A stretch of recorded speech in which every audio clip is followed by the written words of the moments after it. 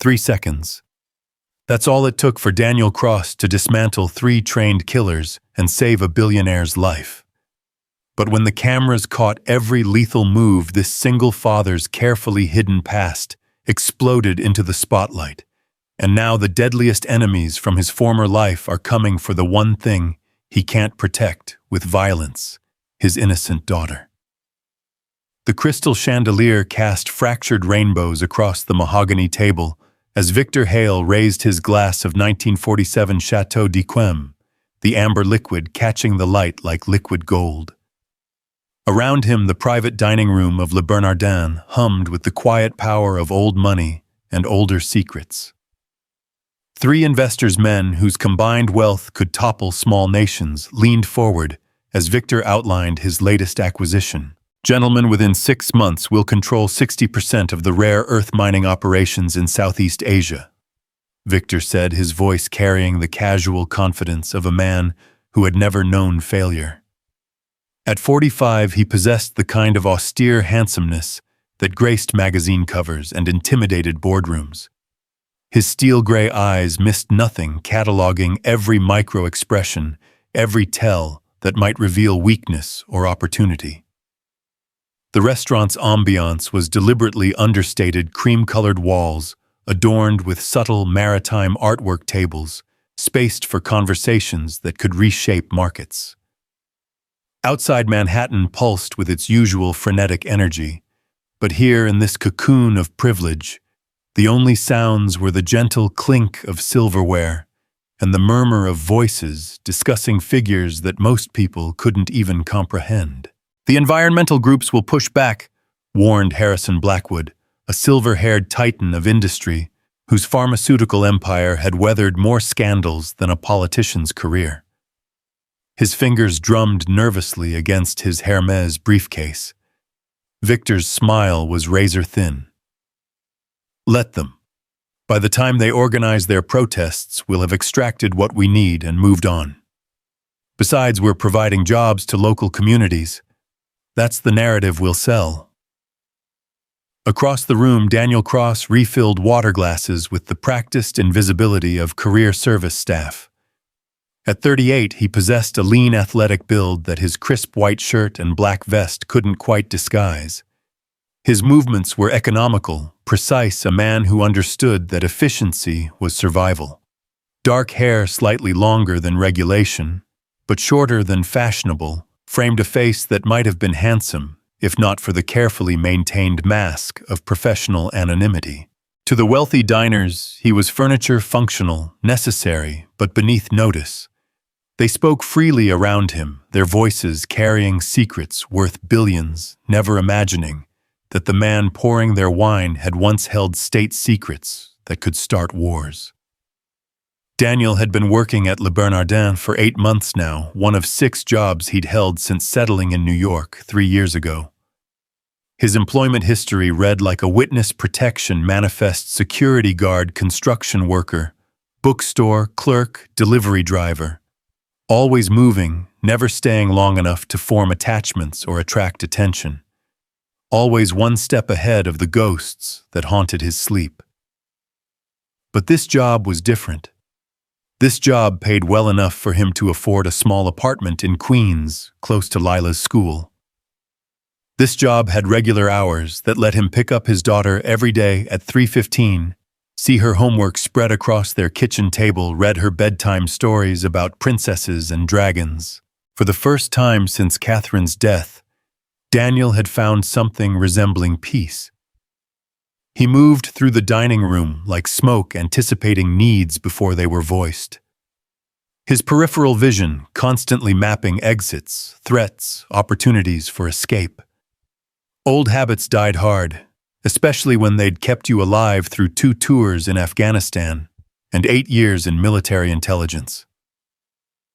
"Daddy always says the best hiding place is in plain sight," Lila had told her 2nd-grade teacher during show and tell last week, holding up a crayon drawing of a man in a waiter's uniform. The teacher had smiled indulgently, not understanding that an 8-year-old had just articulated the fundamental principle of deep cover operations. As Daniel approached Victor's table with the evening's wine selection, He caught fragments of conversation that made his blood run cold. "The Kozlov situation has been handled," murmured Marcus Webb, the youngest of the three investors, but arguably the most dangerous. His venture capital firm had ties to organizations that didn't officially exist. "Our friends in Moscow confirmed the transfer." Victor nodded, swirling his wine thoughtfully. "Excellent. And the witnesses? What witnesses?" Webb's smile could have frozen champagne. Daniel's hand remained steady as he poured, but his mind raced. Kozlov. That name was buried deep in classified files he'd hoped never to think about again. Dmitry Kozlov had been an arms dealer, a man who sold death to the highest bidder until a joint CIA-MI6 operation had put him in the ground 6 years ago. Daniel had been part of that operation. If Kozlov was somehow alive... "Sir," Daniel's voice was professionally neutral as he addressed Victor. "More wine." Victor glanced up, his eyes focusing on Daniel, for perhaps the first time in months of service. For a heartbeat, Daniel felt exposed, as if those steel-gray eyes could peer through his carefully constructed facade. But then Victor nodded dismissively, already turning back to his companions. "Thank you, James," Victor said, using the name on Daniel's false identification without any awareness of the irony. Daniel retreated to the kitchen, his pulse elevated but controlled. He'd survived worse than suspicious billionaires and shadowy arms dealers. He had Lila to think about now. Whatever games these men were playing, he wanted no part of them. But fate, as Daniel had learned through bitter experience, rarely consulted his preferences. At 9:47 p.m., as the last of the dessert courses were being cleared, the first man entered through the restaurant's rear service entrance. He moved with the fluid confidence of someone who belonged, his chef's whites immaculate, his smile disarming as he chatted with the kitchen staff in accented English. Nobody questioned his presence. Le Bernardin employed dozens of temporary workers for special events. The second man arrived through the main entrance at 9:52, his expensive suit and platinum watch marking him as just another member of Manhattan's financial elite. He spoke briefly with the maitre d', gesturing toward the private dining rooms with the casual authority of inherited wealth. The third man was already inside, had been for over an hour nursing a single glass of Macallan 25 at the bar, while his eyes mapped every entrance, every security camera, every potential witness. His hands, manicured and soft-looking, bore calluses that came only from years of weapons training. They converged on Victor's private dining room with the synchronized precision of a military operation. Because that's exactly what it was. Daniel was in the kitchen when the lights went out. Emergency lighting flickered on, casting eerie shadows as the restaurant's backup systems engaged. Around him, kitchen staff looked up in confusion, their chatter dying as the gravity of the situation began to sink in. In Manhattan, power outages were rare and usually brief, but this felt different. This felt deliberate. "Everybody stay calm," called Chef Marquette, his French accent thickening with stress. "Probably just a transformer. These old buildings." The first scream cut through his reassurances like a blade through silk. Daniel moved before conscious thought took hold, his body responding to training that had been drilled into him through countless hours of close-quarters combat instruction.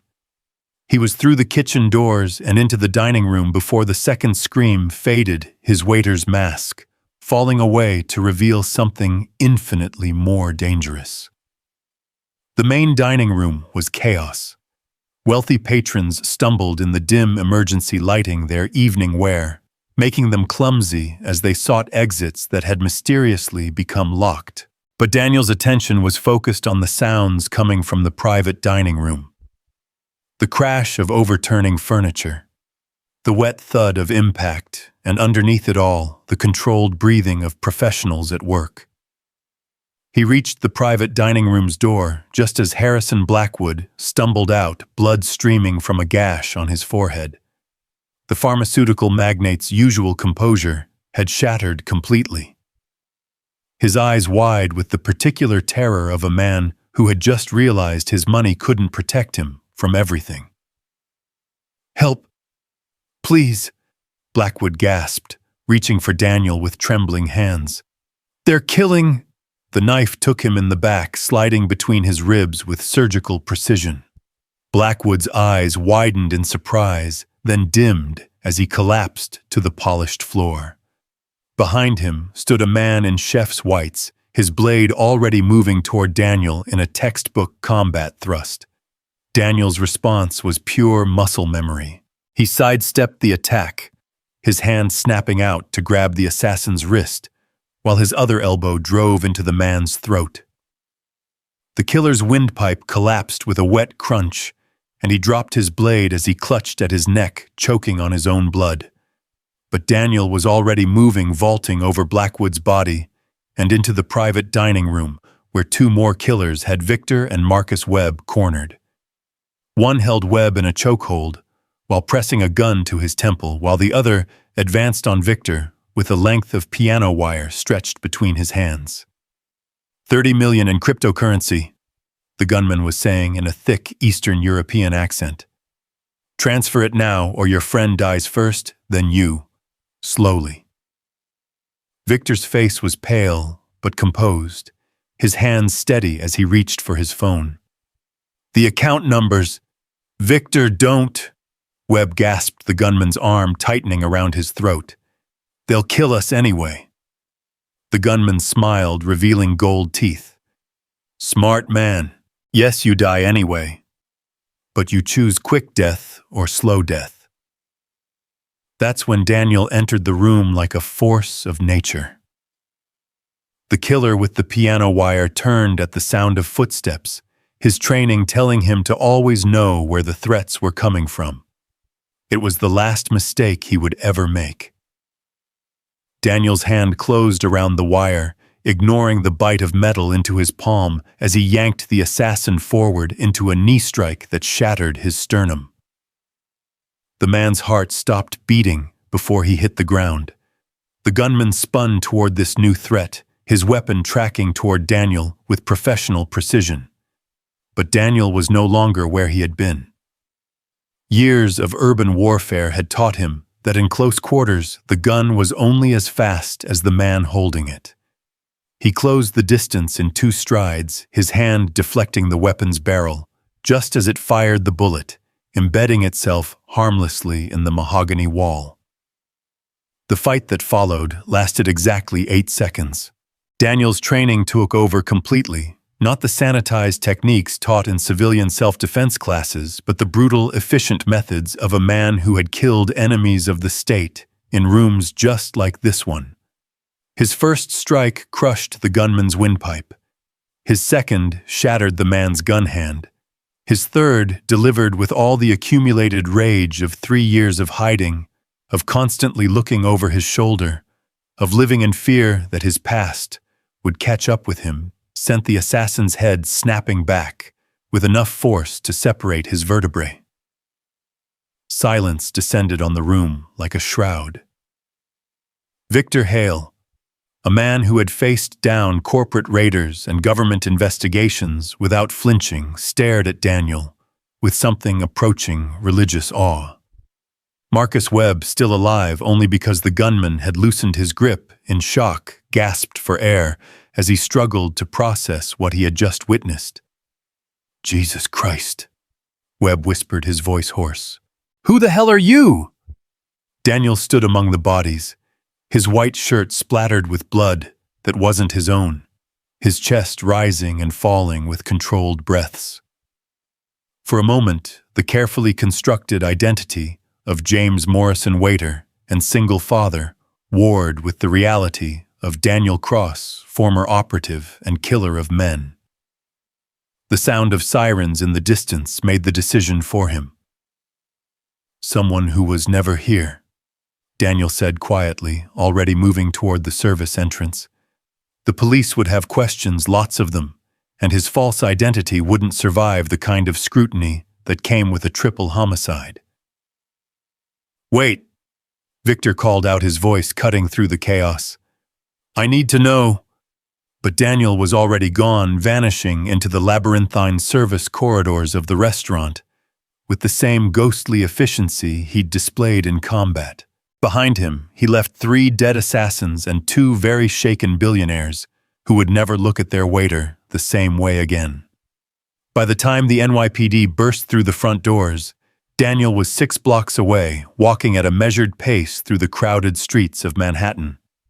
He ditched the bloody shirt in a dumpster and pulled on a spare jacket he always kept in his backpack, another old habit from his operational days. His phone buzzed with a text from Lila's babysitter. "All good here, Lila fell asleep reading. She wants you to wake her up when you get home to hear about the Dragon Princess." Daniel closed his eyes, leaning against a bus stop, as the weight of what had just happened crashed over him. He'd broken cover. After 3 years of careful invisibility of building a normal life for his daughter, he'd let his training take control. Those men had been professionals, the kind of killers who didn't work for money, but for organizations with resources and long memories. They would have backup. They would have handlers. And when those backup killers failed to check in, his phone rang. Unknown number. Daniel stared at the screen for a long moment, then answered. "Mr. Cross," a cultured voice said on the other end. "Or should I say Mr. Morrison? Such a lovely performance this evening, though I must say your technique has gotten rather rusty."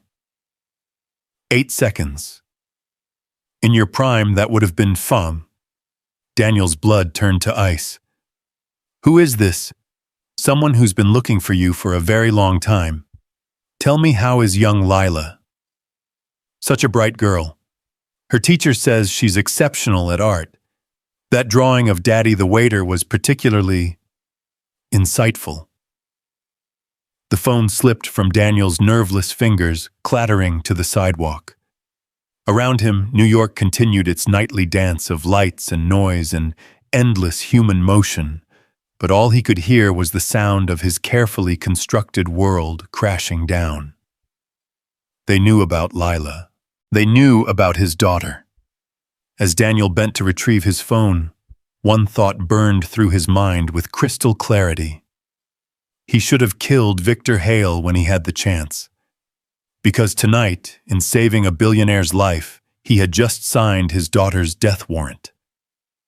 The game was about to begin again, and this time the stakes were everything he had left to lose.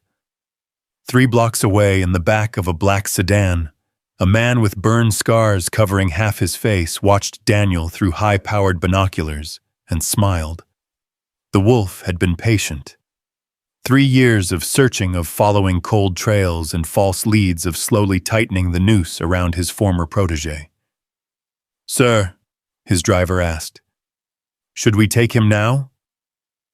The scarred man shook his head slowly. "No. Let him run. Let him think he can protect what matters to him. The sweetest victories are those that come after hope has been thoroughly crushed." He reached for his encrypted phone and dialed a number that connected him to handlers in 7 different countries. "He's been found," he said simply. "Begin phase 2. In a small apartment in Queens, 8-year-old Lila Cross slept peacefully, dreaming of dragon princesses and brave knights, unaware that her father's past had just caught up with their future. The hunt was about to begin. Daniel's hands trembled as he inserted his key into the apartment door, the simple act requiring 3 attempts before the lock finally turned. The hallway of his Queens building smelled of curry and cleaning supplies, familiar scents that usually brought comfort, but now felt like markers of a life about to be torn away. Behind him, the elevator hummed its mechanical lullaby, carrying Mrs. Chen from 4B home from her night shift at the hospital, blissfully unaware that death had followed her neighbor home. The apartment was dark, except for the soft glow of Lila's nightlight, a plastic unicorn that cast rainbow patterns on her bedroom wall. Daniel stood in the doorway, watching his daughter sleep, memorizing the peaceful rise and fall of her chest, The way her dark hair fanned across the pillow, the slight smile that curved her lips, even in dreams. She clutched her worn, stuffed elephant, Mr. Peanuts, the same toy Catherine had bought during her pregnancy, back when their biggest worry was choosing the right crib. "Daddy?" Lila's voice was thick with sleep as her eyes fluttered open. "You're home late." Daniel forced a smile, moving to her bedside and smoothing her hair with hands that had killed 3 men less than 2 hours ago. "Sorry, sweetheart. Work ran long. Go back to sleep." "Was it the mean customers again?" she asked, sitting up and studying his face with the unsettling perceptiveness that sometimes made Daniel wonder if she'd inherited more than just Catherine's green eyes. "You look sad." "No mean customers tonight." Daniel lied his throat tight. "Just tired." Lila nodded sagely, then patted the edge of her bed. "Sit. I'll tell you about the Dragon Princess. Maybe it'll help." Despite everything, the bodies in the restaurant, the phone call, the certainty that their safe haven was about to become a war zone, Daniel found himself sitting on the small bed, letting his 8-year-old daughter weave her tale of brave princesses and sleeping dragons. Her voice was a balm against the chaos in his mind, a reminder of why he'd walked away from the world of violence and shadows. And then Princess Stella realized that the dragon wasn't really mean. Lila continued, her hands gesturing animatedly. He was just lonely and scared like people get sometimes. So instead of fighting him, she made him cookies and they became best friends. "Cookies solved everything?" Daniel asked, genuinely curious about the workings of his daughter's imagination. "Well, chocolate chip cookies," Lila clarified with the gravity of someone explaining quantum physics. "But that's not the real magic. The real magic was that Princess Stella wasn't afraid to see past the scary outside to the hurt inside." Daniel stared at his daughter, wondering when she'd become so wise. "That's a beautiful story, Lila. Mommy used to tell me stories like that," Lila said softly, snuggling back under her covers. "Before she went to heaven, she said the best stories are the ones where people choose love instead of being scared." The knife in Daniel's chest twisted deeper. Catherine would have known what to do. She'd always been the strategist, the one who could see solutions where he saw only problems. During their 5 years together, she'd been his anchor to humanity, the voice that reminded him he was more than the sum of his kills. "Mommy was very smart," Daniel whispered, kissing Lila's forehead. "Sleep now. Sweet dreams." As Lila drifted back to sleep, Daniel retreated to the living room and pulled out his emergency phone, a device he'd hoped never to use again. The number he dialed connected him to a voicemail system buried so deep in government infrastructure that officially it didn't exist. "This is Blackbird," he said, using his old call sign. "I need immediate extraction. Package is compromised. The wolf is active." He ended the call and waited, knowing that somewhere in a windowless building in Virginia, algorithms were analyzing his voice pattern, confirming his identity, and setting wheels in motion that would either save his life or end it. The return call came within minutes. "Daniel Cross," a woman's voice said, crisp and professional. "This is Control. You've been dark for 3 years. We assumed you were dead." "I should be," Daniel replied. "But circumstances have changed. I had to break cover tonight. They know about my daughter." A pause. "The wolf. He called me. Knows where I live, where Lila goes to school. I need extraction, full package, new identities." Another pause, longer this time.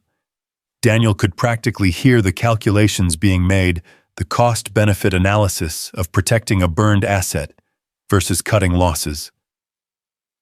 "I'm sorry, Daniel," Control finally said. "You've been out too long. Your clearance was revoked 18 months ago. We can't authorize extraction." The words hit Daniel like a physical blow. "You're abandoning me. You abandoned us first. When you disappeared after Catherine's death, you became a liability. We protected you as long as we could, but resources are limited. You're on your own." The line went dead. Daniel sat in the darkness of his living room, surrounded by the detritus of their normal life. Lila's homework scattered on the coffee table, a half-finished puzzle of a medieval castle family photos that were mostly lies since Catherine's death had left them incomplete. 3 years of careful rebuilding, and it had all come apart in a single evening. His laptop chimed with an incoming message. The sender was listed as a friend, but Daniel recognized the encryption signature. Only one person had ever used that particular digital fingerprint. "Starbucks on 42nd and Lex. Tomorrow 2 p.m. Come alone or don't come at all. Elena." Elena Ward. Victor Hale's assistant, and one of the few people from his previous life who'd known both sides of Daniel Cross, the killer, and the man who wanted to stop killing. They'd worked together on the Kozlov operation, her analytical brilliance complementing his operational skills. More than that, they'd shared 3 months of something that might have become love if Daniel hadn't been married and Elena hadn't been married to her career. She was also the only person who knew about Lila. Daniel closed the laptop and walked to his bedroom window, scanning the street below for surveillance. A black sedan sat at the corner, too clean and too expensive for this neighborhood. As he watched, a figure in the passenger seat raised what looked like a camera with a telephoto lens. They weren't even trying to hide anymore. Daniel spent the rest of the night preparing. He moved through the apartment like a ghost, gathering documents, emergency cash, and the few personal items they couldn't live without. From a hidden compartment behind Lila's bookshelf, he retrieved items he'd hoped never to need again: false passports, encrypted communication devices, and a Sig Sauer P226 that still smelled faintly of gun oil, despite 3 years of storage. By dawn, he had 3 different escape routes planned and contingencies for each. But they all relied on one crucial factor: buying enough time to disappear properly. And for that, he needed Elena's help. The morning brought snow-fat, lazy flakes that transformed Manhattan into something approaching innocence. Daniel walked Lila to school, as he had every day for 8 months, hyper-aware of every face, every vehicle, every possible threat vector. The black sedan followed at a distance, professional but obvious. They wanted him to know he was being watched. "Daddy, you're squeezing my hand too tight," Lila said as they approached PS 163, her elementary school, a converted brownstone that had seen better decades. "Sorry, sweetheart." Daniel loosened his grip but didn't let go. "Listen to me carefully. Today after school, you're going to have a play date with Mrs. Rodriguez's daughter, Sophia. Remember Sophia from your art class?" Lila nodded, though confusion clouded her features. "But Mrs. Rodriguez doesn't—" "She does now," Daniel interrupted gently. "Mrs. Rodriguez is going to pick you up at 3:15. You'll go to her house and stay there until I come get you. Okay." "Is this because of work?" Lila asked, and Daniel heard Catherine's intuition in her voice, the ability to sense undercurrents that others missed. "Yes, because of work, but everything's going to be fine. I promise." It was a lie, and they both knew it, but Lila nodded anyway. At 8 years old, she'd already learned that sometimes adults had to make promises they couldn't keep. Daniel watched her disappear into the school building, her pink backpack bouncing with each step, and felt something inside him die. This might be the last time he saw her as an innocent child. The world he'd tried so hard to leave behind was about to consume everything pure in his life. Mrs. Rodriguez, actually Agent Martinez from the FBI's Witness Protection Division, called in through channels Daniel had hoped never to use, appeared at his elbow with the practiced invisibility of a career operative. "She'll be safe," Martinez said quietly. "I have 3 backup teams and a safe house in New Jersey. If things go sideways, they won't." Daniel cut her off. "This ends today." Martinez studied his face, recognizing something that made her step back slightly. "Daniel, whatever you're planning, I'm planning to have coffee with an old friend. Nothing more." Another lie, but Martinez didn't press. She knew better than most that some conversations required plausible deniability. The Starbucks on 42nd and Lexington pulsed with the caffeinated energy of Manhattan at midday. Tourists mixed with business executives, students hunched over laptops, and the eternal New York ballet of people who had somewhere important to be.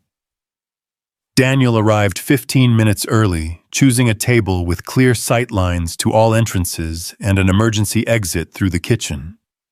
Elena arrived exactly on time because punctuality had always been one of her defining characteristics. She moved through the crowded coffee shop with the fluid grace of someone accustomed to corporate battlefields. Her navy suit tailored to perfection, her auburn hair pulled back in a style that was both professional and elegant. At 35, she possessed the kind of beauty that came from intelligence and confidence rather than mere genetics. Their eyes met across the crowded room, and for a moment, Daniel was transported back to a rainy night in Prague, 3 years and a lifetime ago, when they'd sat in another coffee shop, planning an operation that would either save thousands of lives or get them both killed. Elena had worn a green dress that night, and when she'd laughed at something he'd said, Daniel had forgotten for just a moment that he was married and she was forbidden. "James Morrison," Elena said, as she sat down using his cover identity with a slight smile that didn't reach her eyes. "Or should I say, waiter extraordinaire?" "Elena," Daniel replied, noting the way her gaze catalogued every patron, every possible threat. Old habits died hard for both of them. "You look well." "You look tired," she countered, studying his face with the analytical precision that had made her one of the CIA's best intelligence analysts. "And scared. I haven't seen you scared since Budapest." "I'm not scared," Daniel lied. "I'm careful." Elena leaned forward, lowering her voice. "Daniel, what happened last night wasn't random. Those men weren't common criminals. The one you killed in the kitchen had FSB tattoos. The gunman's weapon was Serbian military issue. This was professional." "I know what it was," Daniel said quietly. "The question is, why was Victor Hale the target?" Elena's smile was sharp as a blade. "Because Victor Hale isn't just a billionaire investor. He's been funding black operations for the agency for the past 5 years. Arms deals information, brokering regime changes in countries whose names you can't pronounce. Last night's dinner wasn't about mining rights. It was about a weapons transfer that goes all the way to the White House." Daniel felt the familiar chill of recognition. "Kozlov." "Dmitry Kozlov's son, Alexei," Elena confirmed. "He's been building his father's empire back from scratch. Last night was supposed to be his grand debut, 3 dead American assets, and a message that the Kozlov family is back in business. But I ruined his party," Daniel said. "You did more than that. You've become a symbol. The footage from the restaurant's security cameras is already going viral. Mysterious waiter saves billionaire's life. You're a hero, Daniel. Unfortunately, heroes make excellent targets." Daniel's phone buzzed. A text message from an unknown number, a photo of Lila sitting in her classroom circled in red. No words were necessary. Elena saw his face change and reached across the table to touch his hand. Her fingers were warm, real, a connection to the world of the living, in a conversation increasingly dominated by death. "We can protect her," Elena said softly. Victor has resources, private security safe houses, extraction teams that make the agency look like mall cops. All you have to do is work with us. Work with you how? Elena's eyes hardened. Kozlov's coming for Victor. We know when we know where, but we don't know how many men he's bringing or what his exit strategy looks like. We need someone inside, someone with your particular skill set. You want me to be bait. I want you to be what you've always been, a weapon pointed at our enemies. But this time you get to choose who you're protecting. Daniel studied her face, looking for the deception he was certain existed. Elena Ward had always been 3 steps ahead of everyone else in the room, a strategic mind wrapped in an elegant package. But he'd also seen her cry over a dead asset in Morocco, watched her risk her career to save a refugee family in Syria. She was capable of manipulation, but incapable of cruelty. "What's the real play here, Elena?" he asked.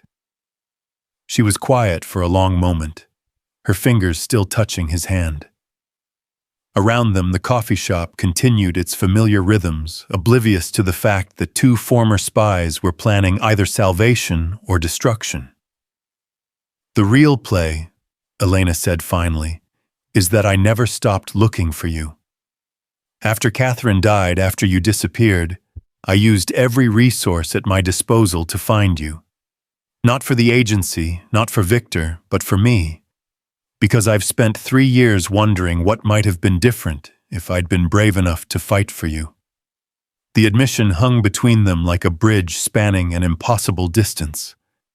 Daniel felt something shift in his chest, a careful wall cracking just enough to let in a sliver of light. "Elena, I know you loved Catherine." She continued, her voice steady despite the tremor in her fingers. "I know she was your world, and I would never ask you to replace her. But Lila needs more than a father running from shadows. She needs a family stability, a chance at the normal life you've been trying to build. And you think working with Victor Hale is going to give her that?" Elena's smile was sad and knowing. "I think working with me might." Daniel's phone buzzed again. This time it was a video 30 seconds of Lila playing on the school playground, laughing as she went down the slide. In the corner of the frame, barely visible, was a man in a dark coat. When he turned toward the camera, Daniel could see burn scars covering half his face. The wolf wasn't just watching, he was taunting. "He's escalating," Elena observed, recognizing the tactical shift. "Whatever timeline he was working with, you've accelerated it. He's going to move soon."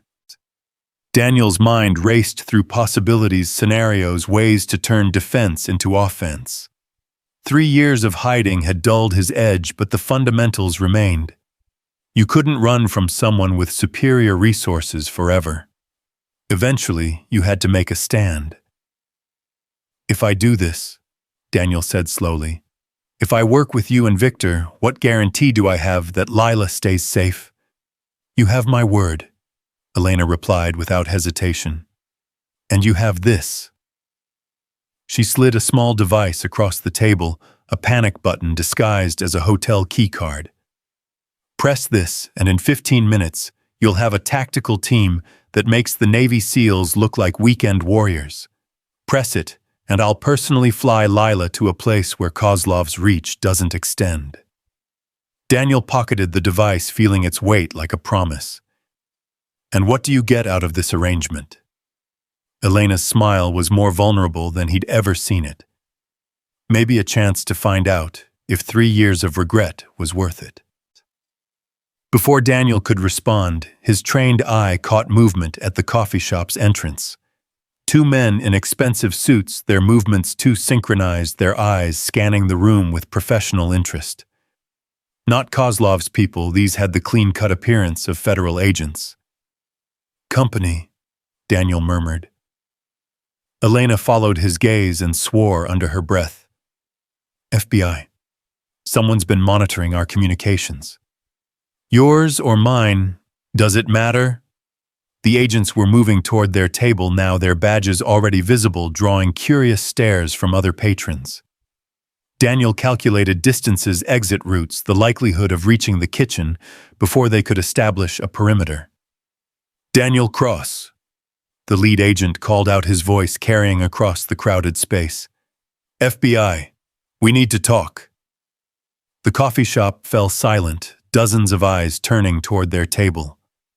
Elena's hand found Daniel's across the table, her grip tight with shared tension. "Not here," Daniel said quietly. "Too many civilians." The agent smiled, recognizing another professional. "Smart man. There's a van outside. We can do this easy or we can do it hard. Your choice." Daniel looked at Elena, seeing his own thoughts reflected in her eyes. They were out of options, out of time, and out of luck. But sometimes the only way forward was through. "Easy," Daniel said, standing slowly with his hands visible. "But I want her left out of this." "Sorry," the agent replied, his smile widening. "Ms. Ward's coming too. Seems you've both got some explaining to do about last night's festivities." As the agents escorted them toward the exit, Elena leaned close to Daniel's ear. "Trust me," she whispered. "This isn't over." But as they stepped out into the cold Manhattan afternoon, Daniel couldn't shake the feeling that it might be ending before it had truly begun. Somewhere in the city, Lila was sitting in a classroom, unaware that her father was being led away in federal custody. Somewhere else, the wolf was watching and planning his next move. The game was accelerating beyond anyone's control, and Daniel was beginning to suspect that he was no longer a player, but a piece on someone else's board. The van pulled away from the curb, carrying them toward an uncertain future, while behind them a man with burned scars smiled from the window of a black sedan and made a phone call that would change everything. Phase 2 was about to begin. The federal building on Federal Plaza rose like a concrete monument to bureaucratic power, its windows reflecting the gray December sky as the van pulled into the underground garage. Daniel counted exits, security cameras, and potential weapons as they descended into the building's bowels, old habits that had kept him alive through operations in countries that no longer existed on any map. "Relax, Cross," Agent Morrison said, noting Daniel's surveillance. "You're not a prisoner, yet." The interrogation room was standard government-issue beige walls, fluorescent lighting, and a metal table bolted to the floor. Elena sat across from Daniel, her composure intact, despite 6 hours of questioning that had covered everything from Victor Hale's business dealings to the precise angle of Daniel's killing stroke in the restaurant kitchen. "Let's go through this one more time," said Agent Sarah Chen, the lead investigator, whose patient demeanor masked a mind that could dissect lies with surgical precision. "You're telling me that a waiter with no combat training managed to kill 3 highly trained assassins in under 10 seconds. Daniel's expression remained neutral. "I told you I got lucky. They were focused on their targets, not on restaurant staff." "Lucky," Chen repeated, consulting her file. "James Morrison, age 38, employed at Le Bernardin for 8 months. No military record, no martial arts training, no prior arrests. Just a single father trying to make ends meet." "That's right," Daniel confirmed, maintaining the fiction, even though they both knew it was tissue thin. Chen smiled and opened a manila folder. "Except James Morrison died in a car accident in Ohio 3 years ago. Age 35, unmarried, no children. Would you care to explain how a dead man managed to get a Social Security number, apartment lease, and employment history in New York?" The silence stretched between them like a taut wire. Elena's eyes met Daniel's across the table, and he saw the question there. How much did they really know? "My client invokes his right to remain silent," Elena said suddenly, her voice cutting through the tension. "And I'm invoking mine as well." Chen's eyebrows rose. Client, I wasn't aware you were practicing law, Ms. Ward. I'm not, Elena replied smoothly. But I know enough to recognize when constitutional rights are being violated. Either charge us or release us. Before Chen could respond, the interrogation room door burst open. A man in an expensive suit strode in his presence, commanding immediate attention. Deputy Director Marcus Webb, the same Marcus Webb, who had been in the restaurant, who had nearly died alongside Victor Hale. Agent Chen, a word, Webb said, his tone brooking no argument. Chen glanced between her suspects and her superior, clearly unhappy with the interruption. Sir, we're making progress. Now, Agent Chen. They stepped outside, leaving Daniel and Elena alone for the first time in hours. Daniel immediately checked for surveillance equipment, noting the cameras in each corner and the microphone built into the table. How much do they know? He whispered, his lips barely moving. Enough to be dangerous, not enough to be useful, Elena replied in the same subdued tone. Webb's here for a reason. This isn't about the restaurant anymore. The door opened again, and Webb entered alone. His face bore the pallor of a man who had looked death in the eye and found it wanting, but his eyes held the sharp intelligence that had made him one of the most feared venture capitalists in Manhattan. Mr. Cross, Webb said, taking Chen's abandoned seat. Or should I say, Captain Daniel Cross, former Army intelligence decorated veteran of Operations Enduring Freedom and Iraqi Freedom recipient of 2 Purple Hearts and a Distinguished Service Cross. Daniel's mask slipped for just a moment, revealing the soldier beneath. I don't know what you're talking about. Of course you don't, Webb smiled. Just like you don't know about the Kozlov operation in Prague, or the weapons dealers you eliminated in Damascus, or the terrorist cell you dismantled in Berlin. Your record is quite impressive, Captain. 47 confirmed kills, 0 civilian casualties. A true professional. Elena's sharp intake of breath was audible in the small room. Despite their history, she'd never known the full extent of Daniel's operational record. The numbers painted a picture of a man who had been weapon-shaped by his government into something both beautiful and terrible. That man is dead, Daniel said quietly. He died the same day my wife did. Webb leaned forward, his expression softening slightly. Catherine Cross. Breast cancer, age 31. I'm sorry for your loss.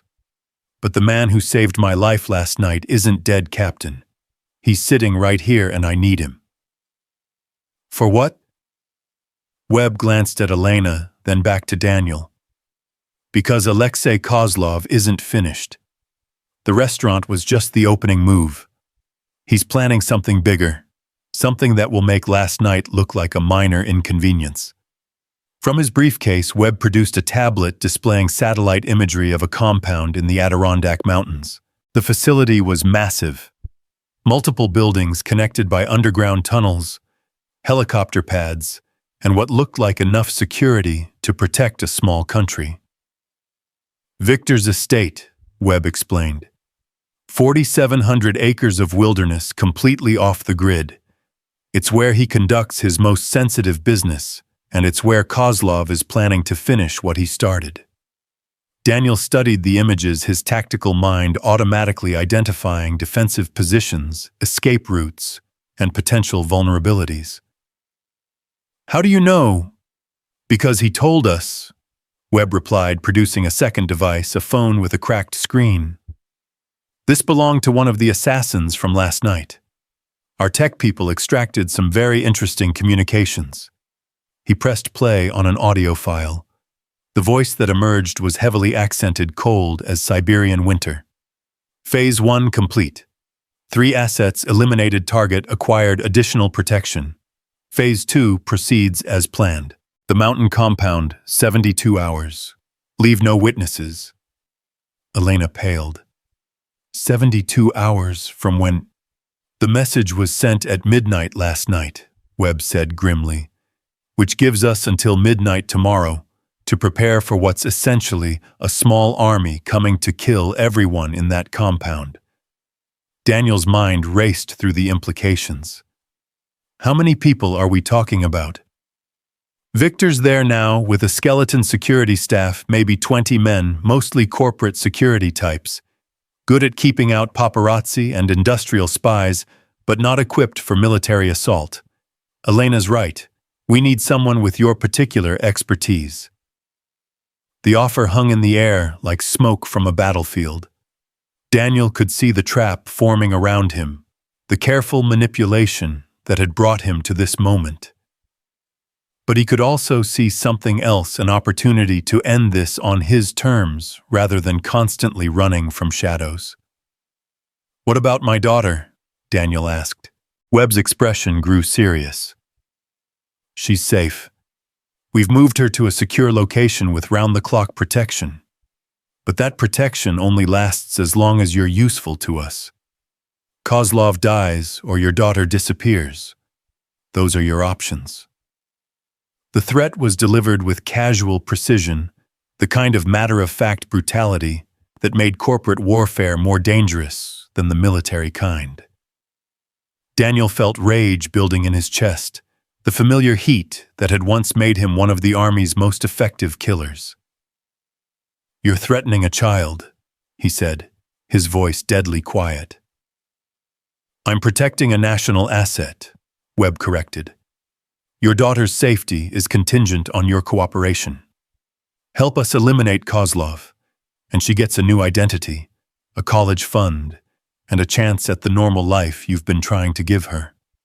Refuse and she becomes a casualty of a war she didn't choose." Elena's hand found Daniel's under the table, her fingers intertwining with his. "Daniel, there has to be another way." "There isn't." Webb cut her off. "Kozlov has resources that span continents. He has government contacts, military assets, and enough money to hunt you both until the end of time. The only way this ends is with him in the ground." Daniel closed his eyes, seeing Lila's face in his mind, her gap-toothed smile, the way she concentrated when drawing her dragon princess stories, the absolute trust in her eyes when she looked at him. She was the only pure thing left in his world, the only reason he'd found the strength to walk away from killing. But sometimes to protect innocence, you had to sacrifice it in yourself. "What's the plan?" Daniel asked. Webb smiled, recognizing victory. "Simple. You go to the compound as Victor's new head of security. When Kozlov's people arrive, you do what you do best. Ms. Ward will coordinate intelligence and communications. Between your tactical skills and her analytical genius, we should be able to turn a massacre into a trap." Daniel looked at Elena, seeing his own doubts reflected in her eyes. "And after assuming we survive, after you disappear, new identities, new lives, enough money to make sure you're never found again. Lila grows up safe, happy, and normal. Isn't that what you want?" It was exactly what Daniel wanted, which made it infinitely suspicious. In his experience, when powerful men offered everything you desired, they usually planned to take much more in return. But Elena squeezed his hand, and he remembered her words from the coffee shop. Sometimes you had to choose who you were protecting. "I'll need weapons," Daniel said. "Military grade, not the security theater stuff." "Already arranged," Webb replied. "Elena will brief you on Kozlov's operational history and known associates. A helicopter will take you to the compound in 2 hours." As Webb gathered his materials, Daniel turned to Elena. "This feels like Prague all over again." "Prague worked out," Elena reminded him, though her smile was strained. "We saved a lot of lives. We also almost died. Twice. But we didn't," she said, her hand still in his. "And we won't this time either. I won't let anything happen to you, Daniel. I promise." It was a promise neither of them was sure she could keep, but it was enough to build hope on. For now, hope was all they had. The helicopter ride to the Adirondacks took place in darkness, the landscape below, hidden by cloud cover and the new moon. Daniel sat in silence, his mind automatically cataloging the weapons Webb had provided: body armor, night vision equipment, and enough firepower to equip a small platoon. Elena sat across from him, her laptop open as she compiled intelligence reports on Kozlov's organization. "He's brought in professionals," she said over the rotor noise. "Former Spetsnaz Siberian Brigade veterans, private military contractors from half a dozen countries. The kind of men who consider collateral damage a bonus." "How many Taumu?" "Best estimate 20 to 30 operators plus support personnel. They'll come in fast and hard, probably multiple vectors simultaneously." Daniel nodded, his tactical mind already forming defensive strategies. "What about the compound's security measures?" Elena consulted her files. "Motion sensors, thermal imaging, automated defensive positions. But it's designed to keep out corporate spies, not military assault teams.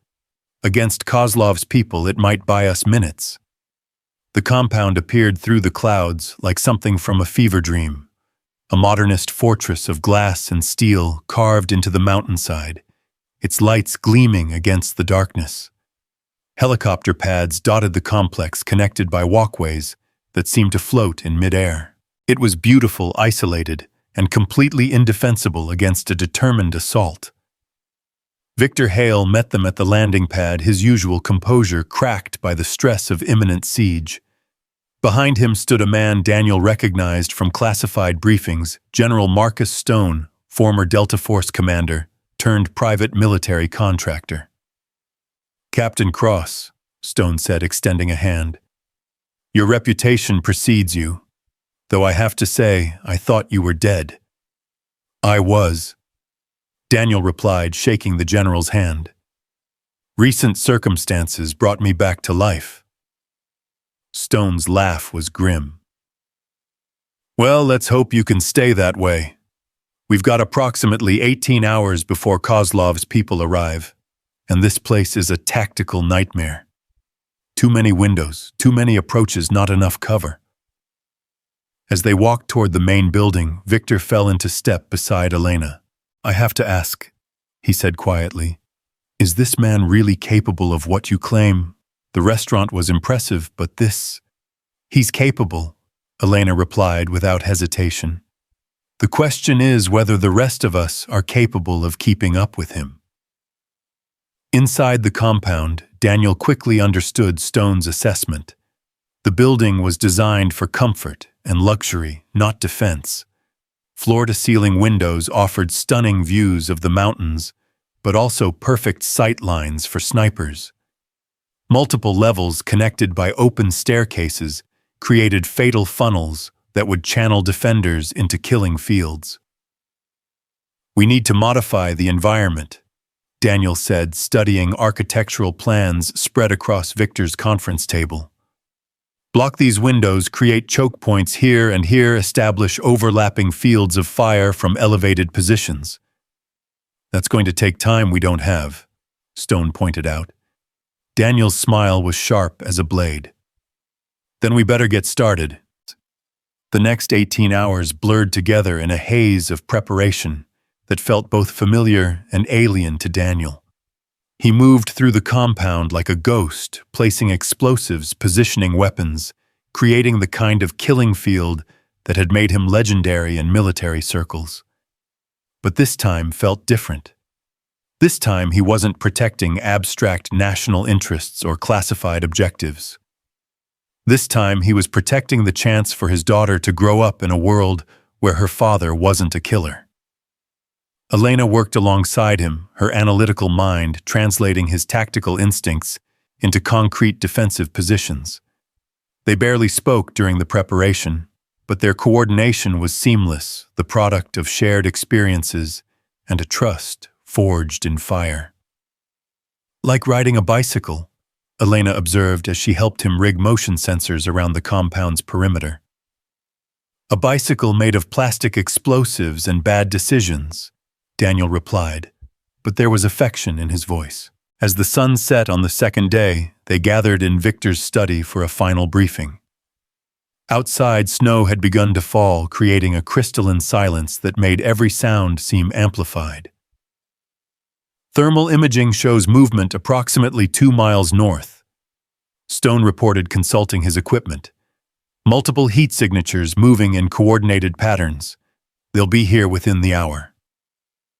Daniel checked his weapons one final time, the familiar weight of the Sig Sauer at his hip, the tactical knife strapped to his thigh, the assault rifle slung across his back.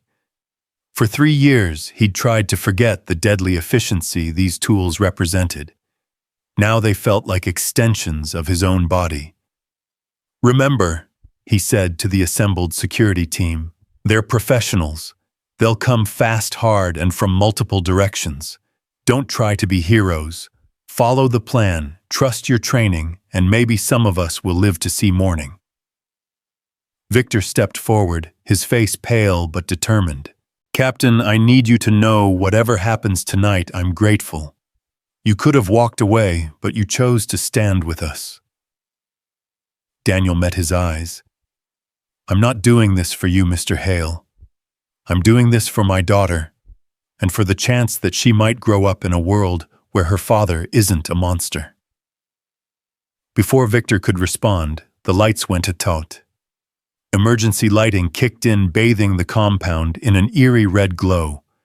Through the modified windows, muzzle flashes began to strobe like deadly lightning, and the silence exploded into the sharp crack of gunfire. "Contact north," Stone's voice crackled over the radio. "Multiple hostiles moving fast." Daniel moved to his designated position, the compound's central staircase, where he could respond to threats from any direction. Elena was in the communications center, coordinating defensive positions while monitoring intelligence feeds. The plan was simple: channel the attackers into predetermined kill zones, while preventing them from reaching Victor's panic room. But Kozlov's men weren't following the script. The first explosion took out the compound's eastern wall, sending glass and debris cascading through the main living area. Through the smoking hole came figures in black tactical gear, moving with the fluid precision of elite operators. Daniel engaged them immediately, his rifle barking in controlled bursts that dropped 2 attackers before they could establish position. But there were more coming. Many more. "West wall breached." Elena's voice was calm despite the chaos. 4 hostiles moving toward the panic room. Daniel was already moving his body, remembering the deadly ballet of close-quarters combat. He intercepted the Western assault team in Victor's wine cellar, where the close confines turned the engagement into something primal and brutal. His knife found throats with surgical precision, while his pistol spoke in whispers of death. But for every attacker he eliminated, 2 more seemed to take their place. "Daniel," Elena's voice carried new urgency. "We've got a problem. Thermal shows a single heat signature moving up the mountain face. Someone's climbing the exterior wall." Daniel's blood turned to ice. There was only one person skilled enough to scale the compound's sheer walls in a snowstorm: Kozlov himself. He fought his way through the compound toward Elena's position, leaving a trail of bodies in his wake. The attackers were good, better than good, but they weren't him. 3 years of peace hadn't dulled his edge. It had sharpened his focus. Every move was calculated not just for tactical advantage, but for the life it would protect back in Queens. He found Elena in the communications center, her fingers flying over keyboards, as she coordinated the defense while simultaneously tracking multiple threats. Blood streaked her face from flying glass, but her eyes remained sharp and focused. "Where is he?" Daniel demanded. 16th floor, approaching Victor's study. Stone's team is pinned down on 14. Daniel checked his ammunition. Half a magazine in the rifle, 2 full clips for the pistol, and the knowledge that time was running out. "I'm going up." Elena caught his arm. "Daniel, it's Kozlov himself, the wolf. He's not like the others. I know what he is, Daniel replied grimly. He's the man who threatened my daughter. Their eyes met for a moment that stretched like eternity. In her gaze, Daniel saw fear, hope, and something deeper, a love that had waited 3 years to be acknowledged. Come back to me, Elena whispered. I will. Daniel promised, knowing it might be a lie. He took the emergency stairwell 3 steps at a time, his body moving with the fluid efficiency of a predator closing in on prey. Behind him, the battle for the compound raged on, but his focus had narrowed to a single objective. Alexei Kozlov, the wolf, the man who had turned his daughter into a target. The 16th floor was silent, except for the whisper of wind through broken windows. Snow swirled through the openings, creating an otherworldly landscape of shadows and ice. At the far end of the corridor, light spilled from Victor's study, and Daniel could hear voices calm, conversational, as if discussing the weather rather than planning murder. He approached with the patience of a hunter, every sense alert for the trap he knew was waiting. As he neared the study's entrance, he could make out the words being spoken inside. You should have stayed hidden, Captain Cross, a cultured voice said in accented English. Your daughter would have been safe. Your new life would have continued. But you couldn't resist playing the hero one more time. Daniel stepped into the doorway, his rifle trained on the figure standing by Victor's desk. Alexei Kozlov was younger than expected, perhaps 40, with the lean build of a gymnast and eyes like winter storms. Half his face was a ruin of burn scars, souvenirs from the operation that had killed his father. Victor sat tied to a chair behind his desk, blood trickling from a cut on his forehead, but his eyes alert and defiant. Between them, Kozlov held a tablet displaying live video feed from a small apartment in Queen's Lila's apartment, where she should have been safe under federal protection. Surprise. Kozlov smiled, noting Daniel's expression. Did you really think Webb could protect her? I've been planning this for 3 years, Captain. Every move, every contingency. Your daughter is currently having a play date with some very special friends of mine. The tablet's screen showed Lila sitting at her kitchen table coloring in a book, while 2 men in suits watched from the living room. She looked happy, unaware that her guardians had become her captors. Let her go, Daniel said, his voice deadly quiet. This is between us. No, Captain. This is about consequences. You killed my father. You destroyed my family's legacy. Now I destroy yours. Kozlov's finger hovered over the tablet. One touch and little Lila joins her mother in heaven. Your choice. Daniel's mind raced through options, calculating angles, distances, the possibility of a clean shot, before Kozlov could activate whatever signal would doom his daughter. But the scarred man was positioned perfectly, using Victor as a human shield, while keeping the tablet just out of reach. You want revenge? Daniel asked, slowly lowering his rifle. Fine. Take it. But leave the child out of this. Kozlov's smile widened. Drop your weapons. All of them. Daniel complied, placing his rifle on the floor, then his pistol, then the knife from his thigh. Each weapon represented a choice, a compromise between the man he'd been and the father he was trying to become. Very good, Kozlov approved. Now step forward, slowly. As Daniel moved into the room, he noticed something that gave him hope, Elena's voice barely audible coming through the communication device in Victor's ear. She was still coordinating, still fighting, still looking for an advantage. Kozlov noticed too.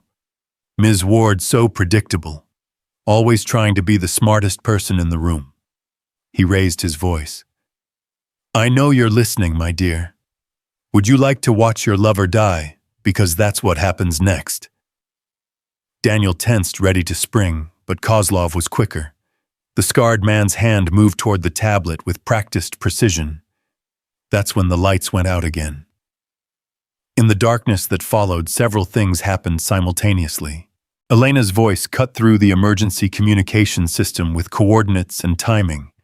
Victor, despite his bonds, managed to roll his chair backward, disrupting Kozlov's position.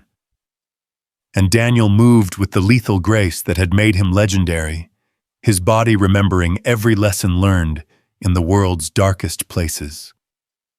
The fight that followed was brief, brutal, and decisive.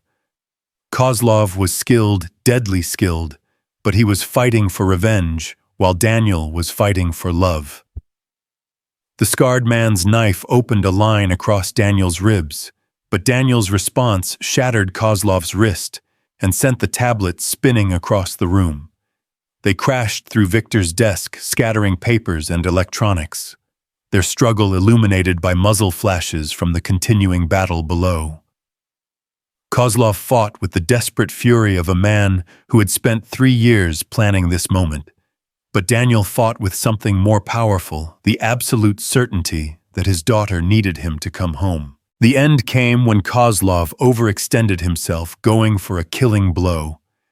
Daniel caught the scarred man's arm, used his momentum against him, and drove them both toward the broken window. At the last second, Daniel twisted, sending Kozlov through the opening alone. The wolf's scream was swallowed by the wind and snow as he fell 16 stories to the rocks below. Daniel collapsed against the window frame, breathing hard, blood seeping from the knife wound across his ribs. But he was alive. He was alive, and somewhere in Queens his daughter was waiting for him to come home.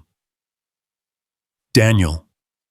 Elena's voice came from the doorway, followed immediately by her presence as she rushed to his side. The tablet, destroyed in the fall, Daniel confirmed, though he wasn't entirely sure. But the men with Lila already taken care of, Elena assured him, helping him to his feet. FBI tactical team hit the apartment 5 minutes ago. Lila's safe. Victor struggled with his bonds until Elena freed him, his hands shaking from adrenaline and relief. "Is it over?" he asked. Daniel looked out at the snow-covered mountains, at the compound, littered with bodies, at the destruction that seemed to follow him wherever he went. "It's over," he said finally. "The wolf is dead. Kozlov's organization will fragment without him. You should be safe now." But even as he said the words, Daniel knew that safety was an illusion. There would always be another threat, another enemy, another reason to pick up weapons and become a killer again. The only difference was that now he had a choice in the matter. Elena's hand found his warm and real and alive. "Come on," she said softly. "Let's go home." Home. The word carried possibilities that Daniel had almost forgotten how to imagine. As they made their way through the compound, toward the helicopter that would carry them back to the world, Daniel allowed himself to believe that maybe, just maybe, the war was finally over. But first, he had a dragon princess story to hear, and a daughter to hold, and a life to rebuild from the ashes of the man he used to be. The snow continued to fall as they lifted off into the darkness, covering the compound, like a shroud, erasing the evidence of violence and leaving only the silence of the mountains.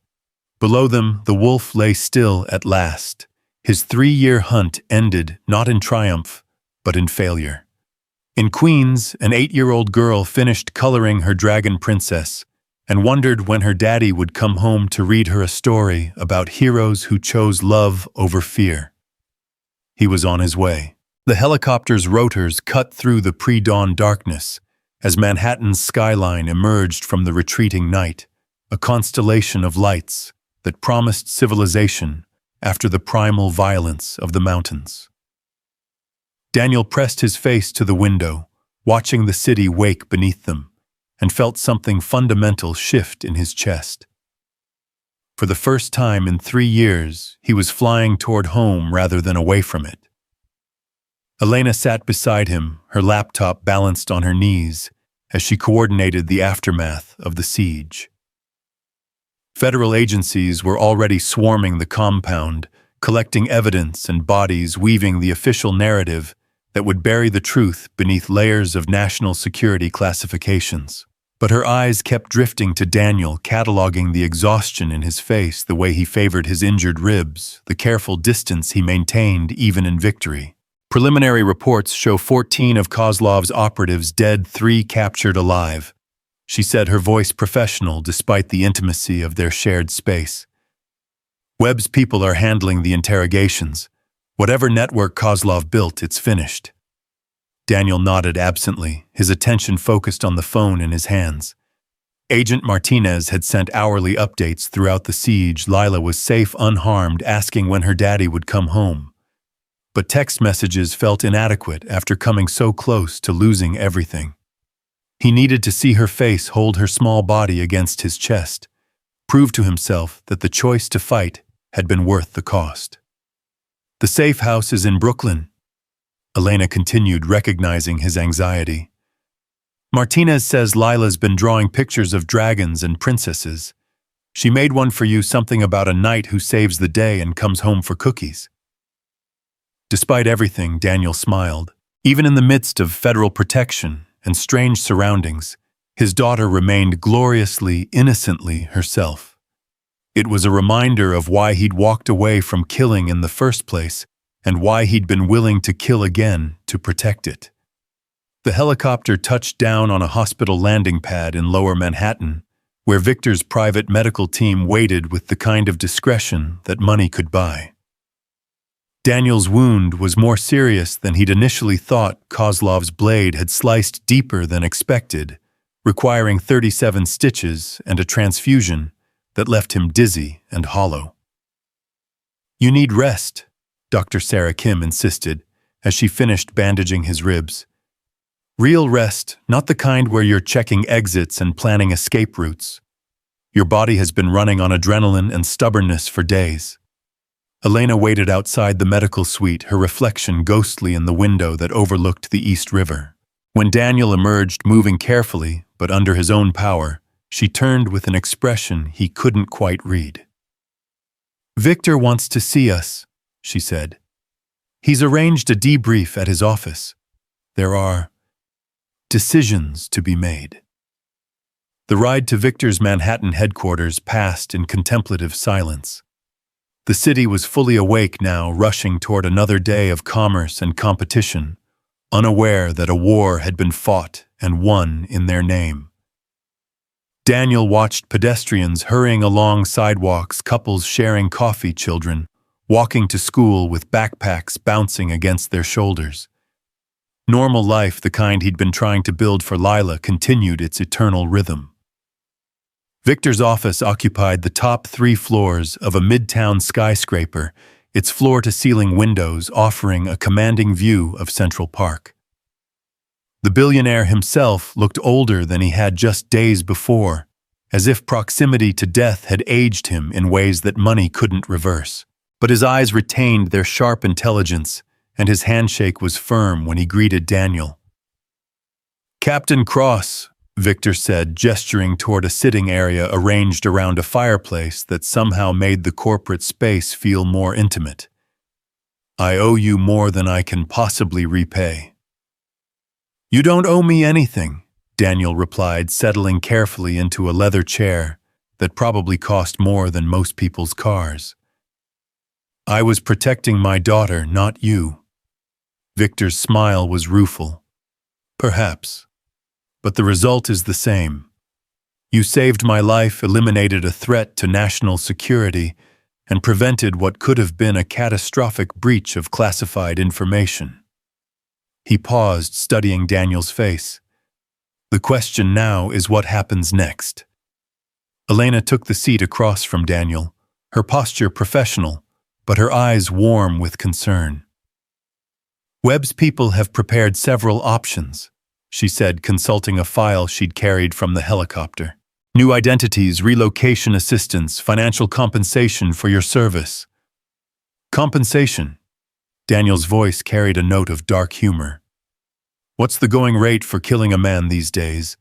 Enough to ensure Lila never wants for anything, Victor interjected. College graduate school, a trust fund that will provide security for generations. Consider it an investment in her future. Daniel was quiet for a long moment, his fingers tracing the edge of his chair's armrest.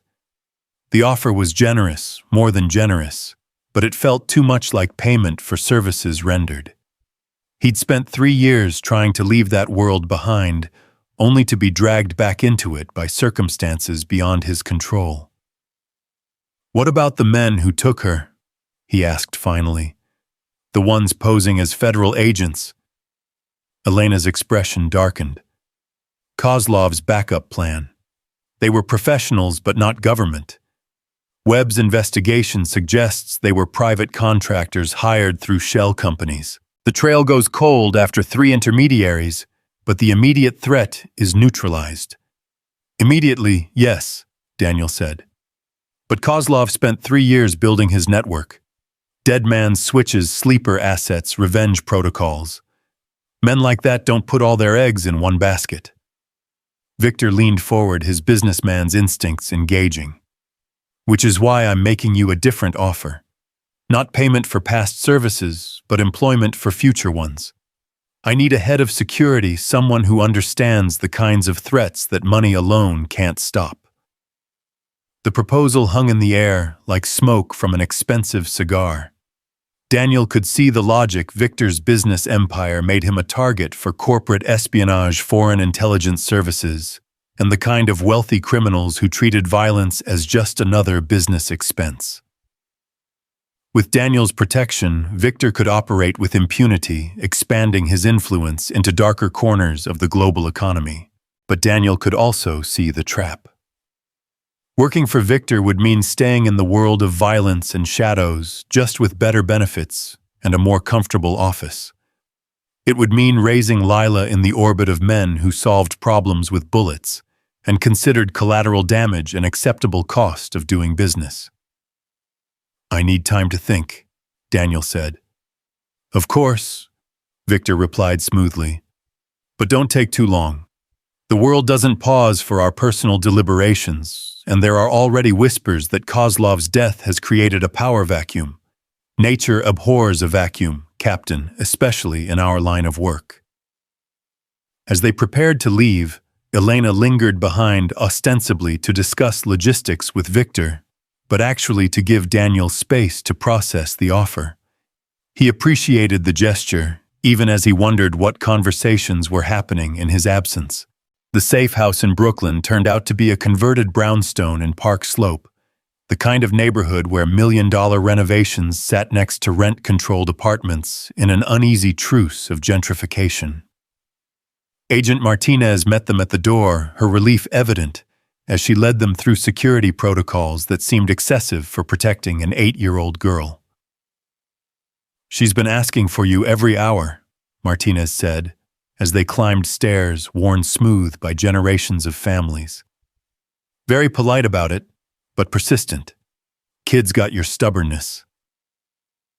Daniel's heart hammered against his ribs as they approached the apartment door. 3 days ago, Lila had been the most important thing in his carefully constructed normal life. Now she was the only thing left of it, the single constant in a world that had been turned upside down and shaken until all the pieces fell out. The door opened, and there she was. Daddy. Lila launched herself at him with the abandon of a child who had never doubted her father would come home. Daniel caught her carefully, mindful of his injured ribs, and held her against his chest while she chattered about dragons and federal agents and the nice lady who had taught her to play chess. I drew you a picture, Lila announced, wriggling out of his arms to retrieve a piece of construction paper covered in crayon marks. It's the knight from my story. See, he's fighting the scary dragon, but he's not mean about it. He's just protecting the princess. Daniel studied the drawing stick figures engaged in what might charitably be called combat, though Lila's artistic skills were still evolving. The knight carried what looked like a sword, and the dragon breathed triangular flames, but somehow the overall impression was one of determination rather than violence. And here, Lila continued, pointing to another figure near the edge of the paper, this is the princess. She's not just waiting to be rescued. She's helping see her magic wand. She's casting spells to help the knight win. Elena appeared beside them, studying the drawing with genuine interest. She's very talented, she said to Daniel, then crouched down to Lila's eye level. Hi there. I'm Elena. I work with your daddy. Lila studied Elena with the frank assessment that only children could manage. Are you the princess from the story? Elena laughed, a sound that transformed her face from corporate competence to something warmer and more approachable. I don't know about princess, but I do try to help when I can. Do you like cookies? Lila asked, because in her world, cookie preferences were a reliable indicator of character. I love cookies, Elena replied solemnly, especially chocolate chip. Me too. Daddy, can Elena stay for dinner? Mrs. Martinez said we could order pizza, and I want to show her my chess moves. Daniel found himself caught between worlds. Again, the part of him that wanted to protect Lila from any further complications, warring with the part that recognized Elena's genuine affection for his daughter. He'd spent 3 years carefully managing Lila's exposure to his past, but Elena represented something different.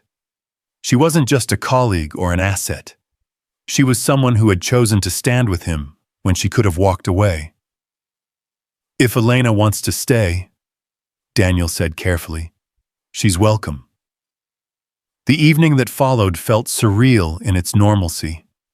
They ordered pizza from a place that Elena swore made the best margarita in Brooklyn, played board games that Lila won through a combination of luck and strategic thinking that would have impressed military planners, and watched a movie about talking animals that somehow managed to hold the attention of 3 adults who had spent the previous days dealing with life and death. Lila fell asleep during the movie, curled against Daniel's uninjured side, with the absolute trust of a child who knew she was safe.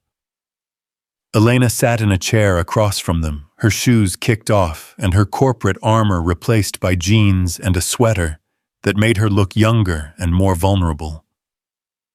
She's remarkable, Elena said quietly, watching Lila's peaceful face. So much like Catherine in some ways, but with your stubborn streak. Daniel's throat tightened at the mention of his late wife. Catherine would have known what to do about Victor's offer. She always could see the angles I missed. What would she have told you?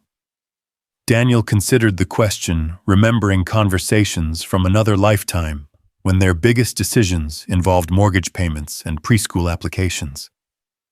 She would have said that security is an illusion, but family is real. That protecting Lila means more than just keeping her physically safe. It means giving her a foundation stable enough to build her own life on.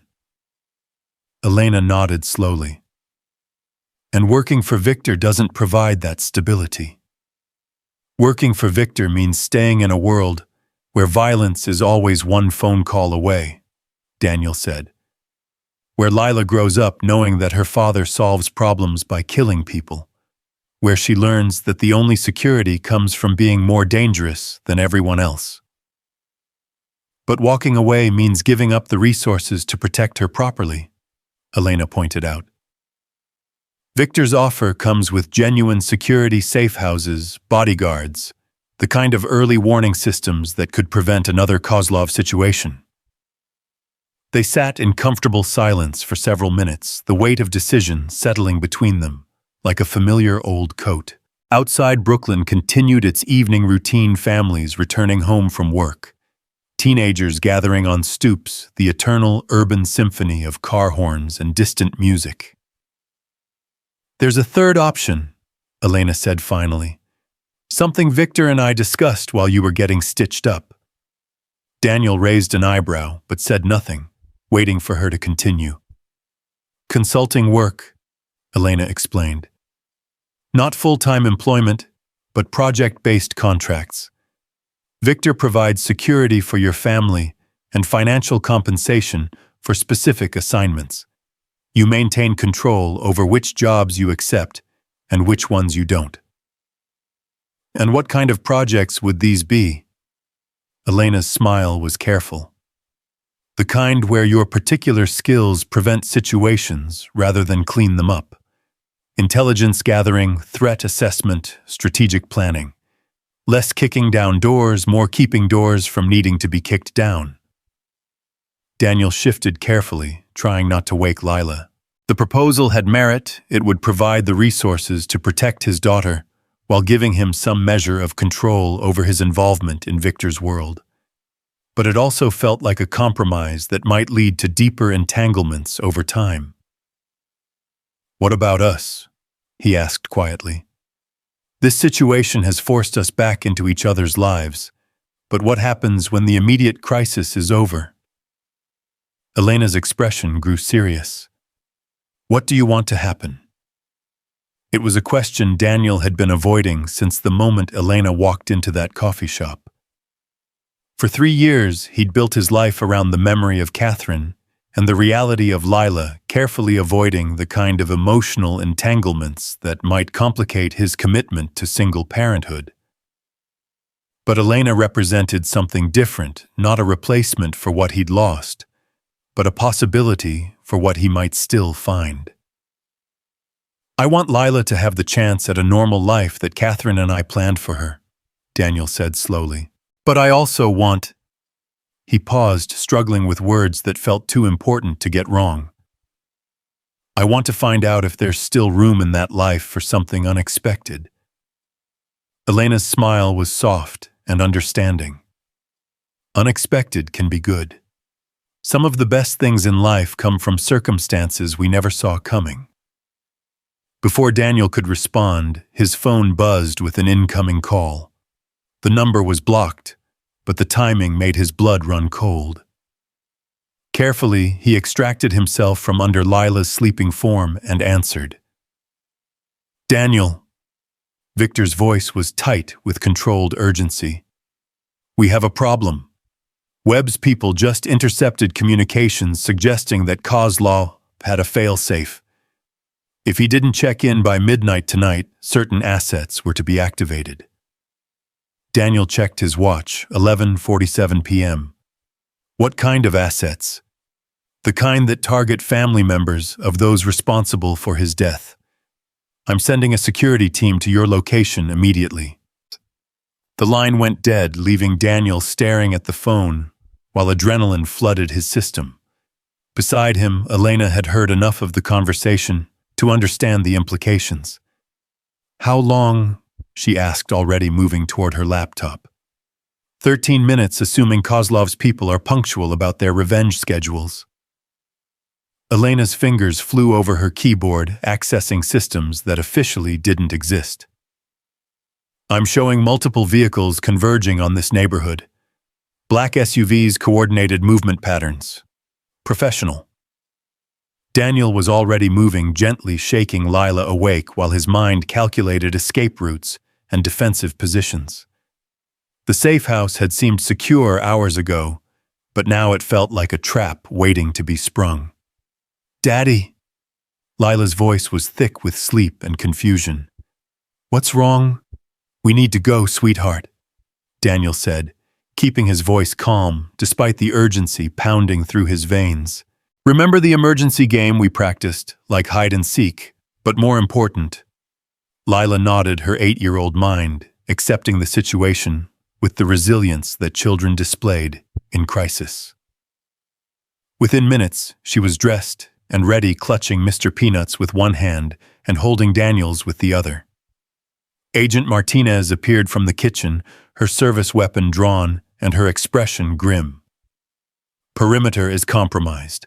Multiple hostiles, at least 6 vehicles. We need to move now." But as they reached the apartment's rear exit, Elena's laptop chimed with an urgent alert.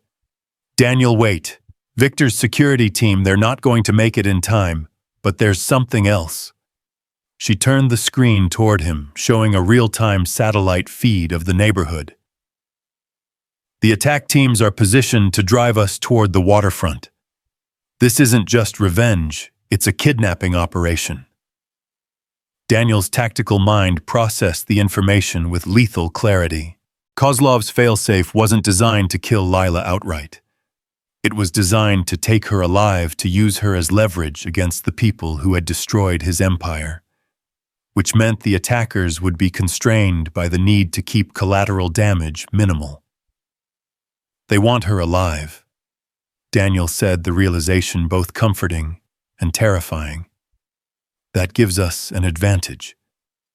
What kind of advantage? Martinez asked, checking her ammunition. Daniel's smile was sharp as winter steel. The kind where they have to worry about not hurting her, and I don't have to worry about not hurting them. As the first sounds of forced entry echoed from the building's front entrance, Daniel made a decision that felt both inevitable and impossible. He kissed Lila's forehead, breathing in the scent of her strawberry shampoo and the innocence that he was about to shatter. "Elena," he said quietly, "get her out of here. Use the fire escape head for the subway station on 5th Avenue. Agent Martinez will provide cover." "What about you?" Elena asked, though her expression suggested she already knew the answer. "I'm going to buy you the time you need," Daniel replied, checking his weapon one final time. "And I'm going to make sure Kozlov's people understand that threatening my daughter was the last mistake they'll ever make." Lila looked up at him with eyes that were too wise for her 8 years. "Daddy, you're going to fight the dragons again, aren't you?" Daniel knelt down to her level, memorizing her face in case this was the last time he saw it. "Yes, sweetheart. But this time I'm not fighting them alone. The princess is helping, remember?"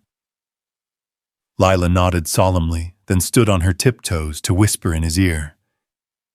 "The night always comes home in my stories, Daddy. Always." As Elena and Martinez led Lila toward the fire escape, Daniel positioned himself at the apartment's main entrance. Behind him, he could hear the sounds of his family disappearing into the Brooklyn night, moving toward safety while he prepared to stand against whatever forces Kozlov had unleashed. The door exploded inward in a shower of splinters and smoke, and through the opening came figures in tactical gear, their movements coordinated and professional. But they were constrained by rules of engagement that Daniel had just abandoned, and they were facing a man who had nothing left to lose except the two things that mattered most to him. The fight that followed was brief, brutal, and decisive. When Victor's security team finally arrived 20 minutes later, they found Daniel sitting calmly in the apartment's living room, surrounded by evidence that Kozlov's failsafe had failed spectacularly. "It's over," Daniel said, as Victor's men secured the scene. "Kozlov's network is finished. His revenge died with his people." Outside, sirens wailed as emergency responders converged on the scene. But Daniel's attention was focused on his phone, where a text from Elena confirmed that she and Lila had reached safety. The war was finally over. Now came the harder part, figuring out how to live with the choices he'd made to win it. As dawn broke over Brooklyn, Daniel walked out of the safe house and into an uncertain future, knowing that somewhere in the city, his daughter was waiting for him to come home and tell her a story about knights who chose love over fear. He had promises to keep and a life to rebuild, starting with the most important conversation of his life, explaining to an 8-year-old girl why her father was a hero and a monster, and how sometimes those two things weren't as different as they seemed. The choice had been made. Now comes the work of living with it. The morning light filtered through the hospital's reinforced windows as Daniel sat beside Lila's bed, watching her sleep off the sedatives the doctors had given her to calm the nightmares. 36 hours had passed since the siege at the safe house. 36 hours during which his daughter had barely spoken, except to ask when they could go home. A question that broke his heart, because he no longer knew how to answer it. Elena appeared in the doorway with 2 cups of coffee and the exhausted expression of someone who had spent the night coordinating with federal agencies, private security firms, and the kind of cleanup crews that specialized in making inconvenient truths disappear. She moved quietly into the room, settling into the chair beside Daniel's, with the careful grace of someone trying not to disturb a sleeping child. "The debriefings are finished," she said softly, handing him one of the cups. "Webb's people are satisfied that Kozlov's network is completely dismantled. No outstanding threats, no sleeper cells, no dead man switches waiting to activate." Daniel nodded absently, his attention focused on the rise and fall of Lila's chest, the peaceful expression that sleep brought to her face. But even in unconsciousness, she occasionally whimpered, her small hands clutching Mr. Peanut's, with the desperate grip of someone holding on to the last piece of a world that had been torn apart. "She asked me about the bad men," Daniel said quietly. "Wanted to know if they were like the dragons in her stories, just scared and lonely, and needing someone to understand them." Elena's smile was sad and knowing. "What did you tell her?" "I told her that some dragons are beyond saving." Daniel replied, his voice heavy with the weight of truth he'd never wanted his daughter to learn. That sometimes even princesses and knights have to make choices that hurt their hearts.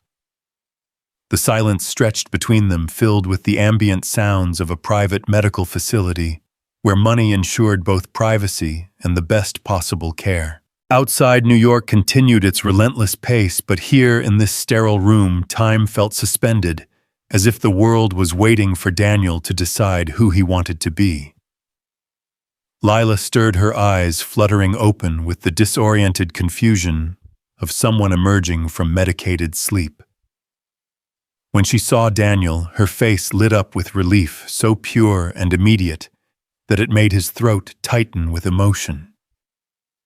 "Daddy," she whispered, reaching for him with arms that seemed too thin, too fragile for everything they'd been through. "I had the dragon dream again, but this time the knight looked sad after he won." Daniel gathered her carefully into his arms, mindful of the IV line in her small hand and the monitors that tracked her vital signs. "Why do you think the knight was sad, sweetheart?" Lila considered the question with the gravities that children brought to the most important mysteries of life. "Because fighting dragons hurts, even when you win. Because protecting people sometimes means doing things that make your heart heavy." Elena leaned forward, her analytical mind recognizing wisdom that shouldn't exist in an 8-year-old. "That's very insightful, Lila. What do you think the knight should do about his heavy heart? He should remember that the princess isn't just someone to protect," Lila said, her voice growing stronger as she worked through the logic of her story. "She's someone who can help carry the heavy parts. That's what families do. They share the weight so nobody has to carry it alone." Daniel felt something shift in his chest, a careful wall cracking just enough to let in a dangerous possibility. For 3 years he'd carried the weight of Catherine's death, his violent past, and the responsibility of raising Lila alone. The idea that someone might voluntarily share that burden seemed both impossible and necessary. A knock at the door interrupted his thoughts. Victor Hale entered with the controlled confidence of a man accustomed to being welcome everywhere, but his usual corporate armor was replaced by a simple suit and an expression of genuine concern. "How is she?" Victor asked, his voice uncharacteristically gentle as he approached Lila's bed. "Better," Lila replied before Daniel could answer. "Are you the businessman who Daddy saved? Elena told me you're very important." Victor's smile was startled into authenticity. "I'm Victor, and your daddy didn't just save me, he saved a lot of people. He's a hero." Lila studied Victor with the frank assessment she applied to all adults. "Heroes in my stories don't like being called heroes. They just do what's right because that's who they are inside. Your daughter is remarkably wise, Victor said to Daniel, then turned back to Lila. I brought you something. Elena mentioned you like to draw. From his briefcase, Victor produced an art supply kit that probably cost more than most people's cars, professional-grade colored pencils, sketch pads, watercolors, and brushes that belonged in museums rather than children's hands. Lila's eyes widened with genuine delight. For me, really, Victor confirmed. I hope you'll draw me some more dragon princess stories. I'd like to understand them better. As Lila explored her new art supplies with the focused intensity of a master, examining precious tools, Victor gestured for Daniel and Elena to join him near the window. The view overlooked Central Park, where early morning joggers traced familiar paths through a landscape that seemed peaceful and normal, despite everything that had happened. We need to discuss the future, Victor said quietly. The immediate threats are neutralized, but there are practical considerations. Living arrangements, security protocols, the kind of life you want to build for her. Daniel had been dreading this conversation, knowing that decisions made in hospital rooms had a way of shaping entire futures. What are you proposing? Several options, Victor replied, producing a tablet that displayed architectural plans. A secure compound in Westchester close enough to excellent schools but isolated enough for privacy. Or a penthouse in Manhattan with state-of-the-art security systems. Or if you prefer relocation to somewhere completely new, London, Sydney, anywhere you'd feel safe starting over. Elena stepped closer to study the plans, her analytical mind automatically cataloging advantages and disadvantages. These are all designed around the assumption that Daniel will be working for you. They are, Victor acknowledged, because I believe that's the arrangement that serves everyone's best interests. Daniel gets the resources to protect his daughter properly. Security expertise that money alone can't buy, and Lila gets a stable foundation to build her life on. Daniel studied the plans, recognizing the luxury and security they represented. Any of these options would give Lila advantages that most children could only dream of: the best schools, cultural opportunities, the kind of privileged upbringing that opened doors to any future she might choose. But they would also mean accepting that violence was a permanent part of their lives, that security came from being more dangerous than potential threats, rather than from choosing a different kind of life entirely. There's another option, Elena said softly, her eyes meeting Daniel's across the space that separated them. Something that doesn't require you to choose between security and normalcy. Victor raised an eyebrow, recognizing the tone of someone who had been thinking several moves ahead. I'm listening. Consulting work, Elena explained. Daniel provides strategic advice and threat assessment, but not active operations. Intelligence analysis, security planning, the kind of work that prevents situations rather than responds to them. Based in New York, so Lila can maintain stability, but with enough distance from day-to-day operations to preserve some semblance of normal life. Daniel could see the appeal it would provide: resources without requiring complete immersion in Victor's world.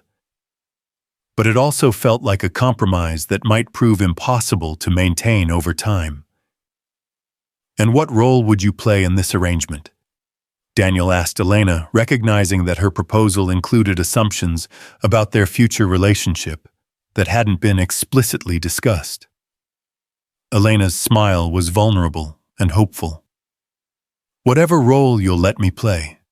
As a colleague, as a friend, as...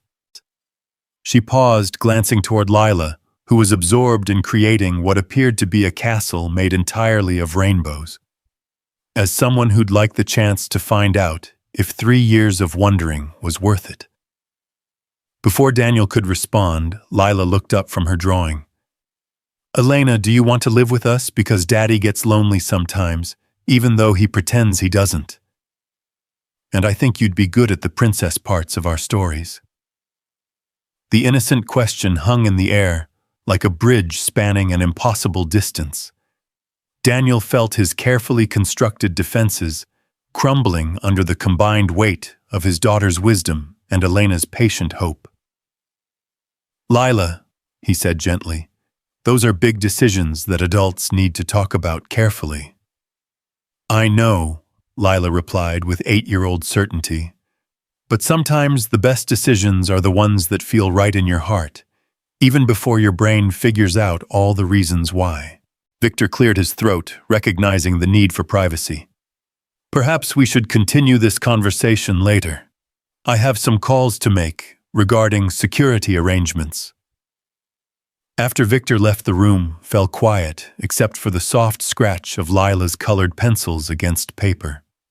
Elena moved to the window, her reflection ghostly against the morning light, while Daniel sat beside his daughter's bed and tried to imagine futures that had seemed impossible just days before.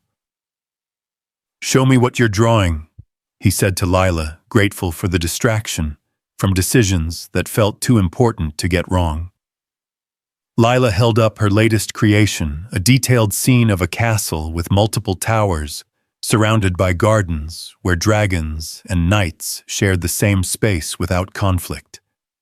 In the center, a princess and a knight stood together, their hands joined, while a small figure that might have been a child played with what appeared to be a friendly dragon.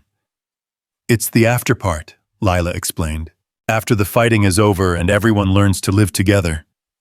The knight doesn't have to be sad anymore because he has help carrying the heavy parts. And the princess gets to use her magic for growing things instead of fighting things." Daniel studied the drawing, seeing possibilities that his tactical mind hadn't considered. "What about the dragons?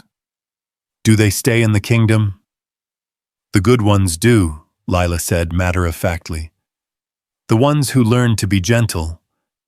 But there's always room for dragons who want to change because everybody deserves a second chance at being their best self." Elena approached the bed, drawn by the child's explanation. "It's beautiful, Lila. Very hopeful." "Hope is the most important magic," Lila replied with the gravity of someone explaining fundamental truths. "Mommy taught me that.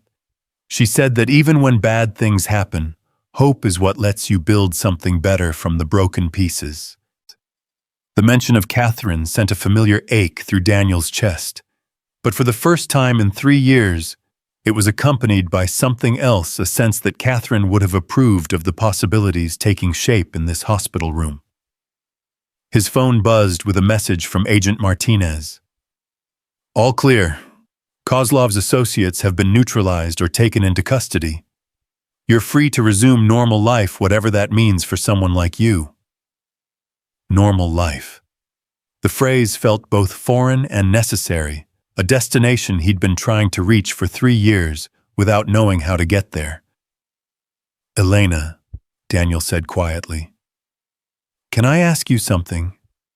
She nodded, settling into the chair beside Lila's bed. "Why didn't you try to find me sooner? After Catherine died, after I disappeared, you could have tracked me down if you'd really wanted to."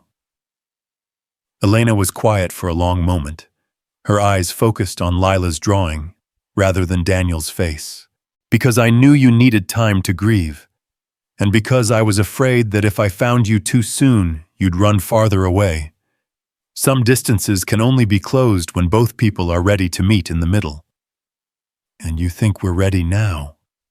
Elena's smile was soft and uncertain. "I think we've been ready for a while. We just needed the right crisis to force us to admit it."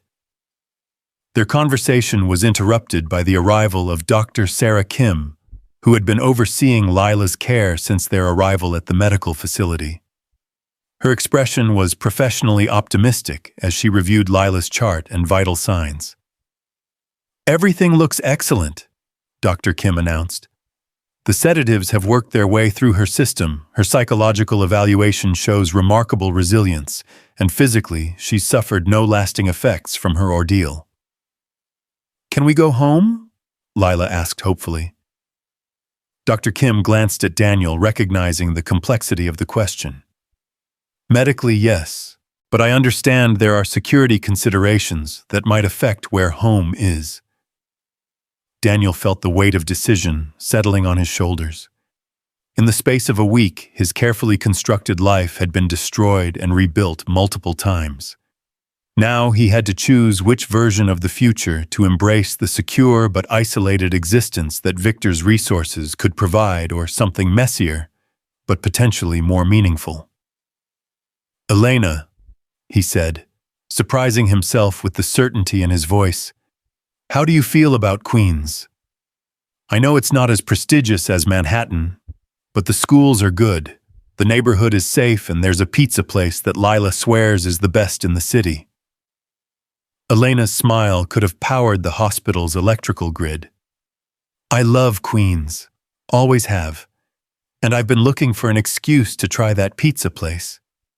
"Really?" Lila bounced slightly in her bed, wincing as the movement tugged at her IV line. "You want to live with us in our real apartment, not a fancy place." "If your daddy says it's okay," Elena replied, her eyes meeting Daniel's with a question that went far beyond living arrangements. Daniel felt something inside him surrender, a careful wall finally crumbling under the weight of hope and possibility. "More than okay," he said quietly. "I think Catherine would have liked you. And I think she would have wanted Lila to have the kind of family that includes people who choose to love her." The tears that gathered in Elena's eyes were matched by the ones threatening to spill from Daniel's. For 3 years, he'd built his life around the memory of his dead wife and the responsibility of single parenthood. The idea that those foundations could support something new and beautiful seemed both impossible and inevitable. "So we're really going to be a family?" Lila asked, her voice carrying the wonder of someone discovering that the best parts of fairy tales might actually be true. "We're going to try," Daniel replied, leaning down to kiss her forehead. "We're going to take it one day at a time and see if we can build something worth keeping." The discharge process took most of the afternoon, complicated by security protocols and the kind of paperwork that accompanied involvement in classified operations. Victor's people handled the logistics with efficient professionalism, but Daniel noticed that the billionaire himself seemed more subdued than usual. "Having second thoughts about my decision to choose consulting over full employment?" Daniel asked, as they prepared to leave the medical facility. Victor shook his head, his expression thoughtful.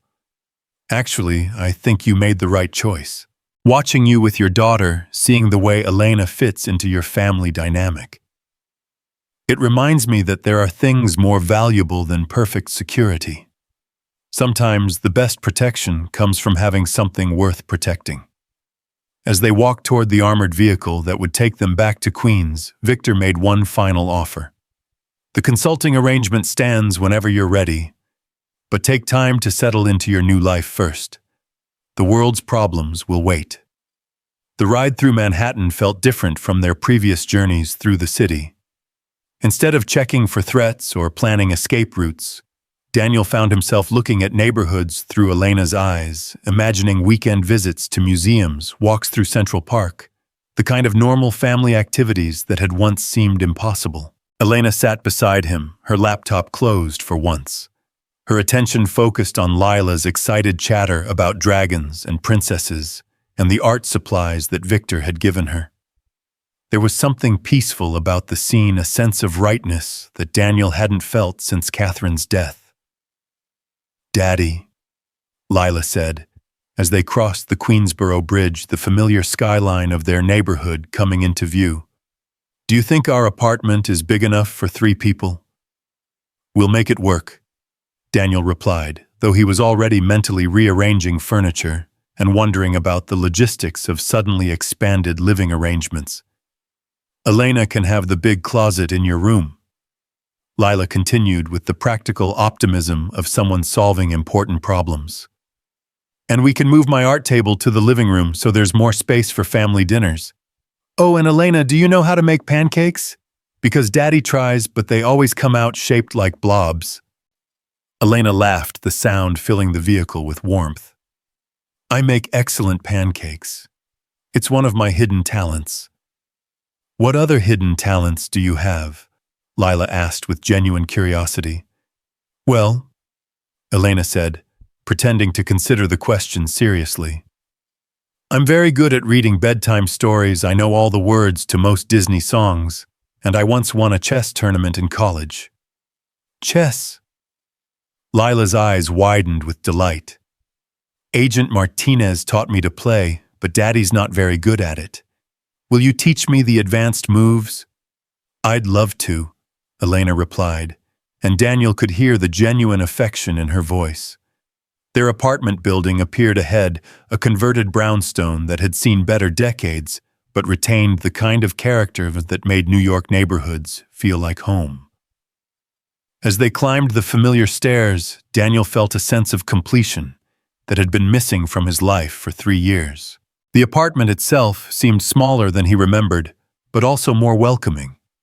Elena moved through the space with careful appreciation, noting Lila's artwork on the refrigerator, the family photos that were mostly missing Catherine, but included enough traces of her presence to feel like a shrine to happier times. It's perfect, Elena said, and Daniel could tell she meant it. The evening that followed established new rhythms that felt both foreign and natural.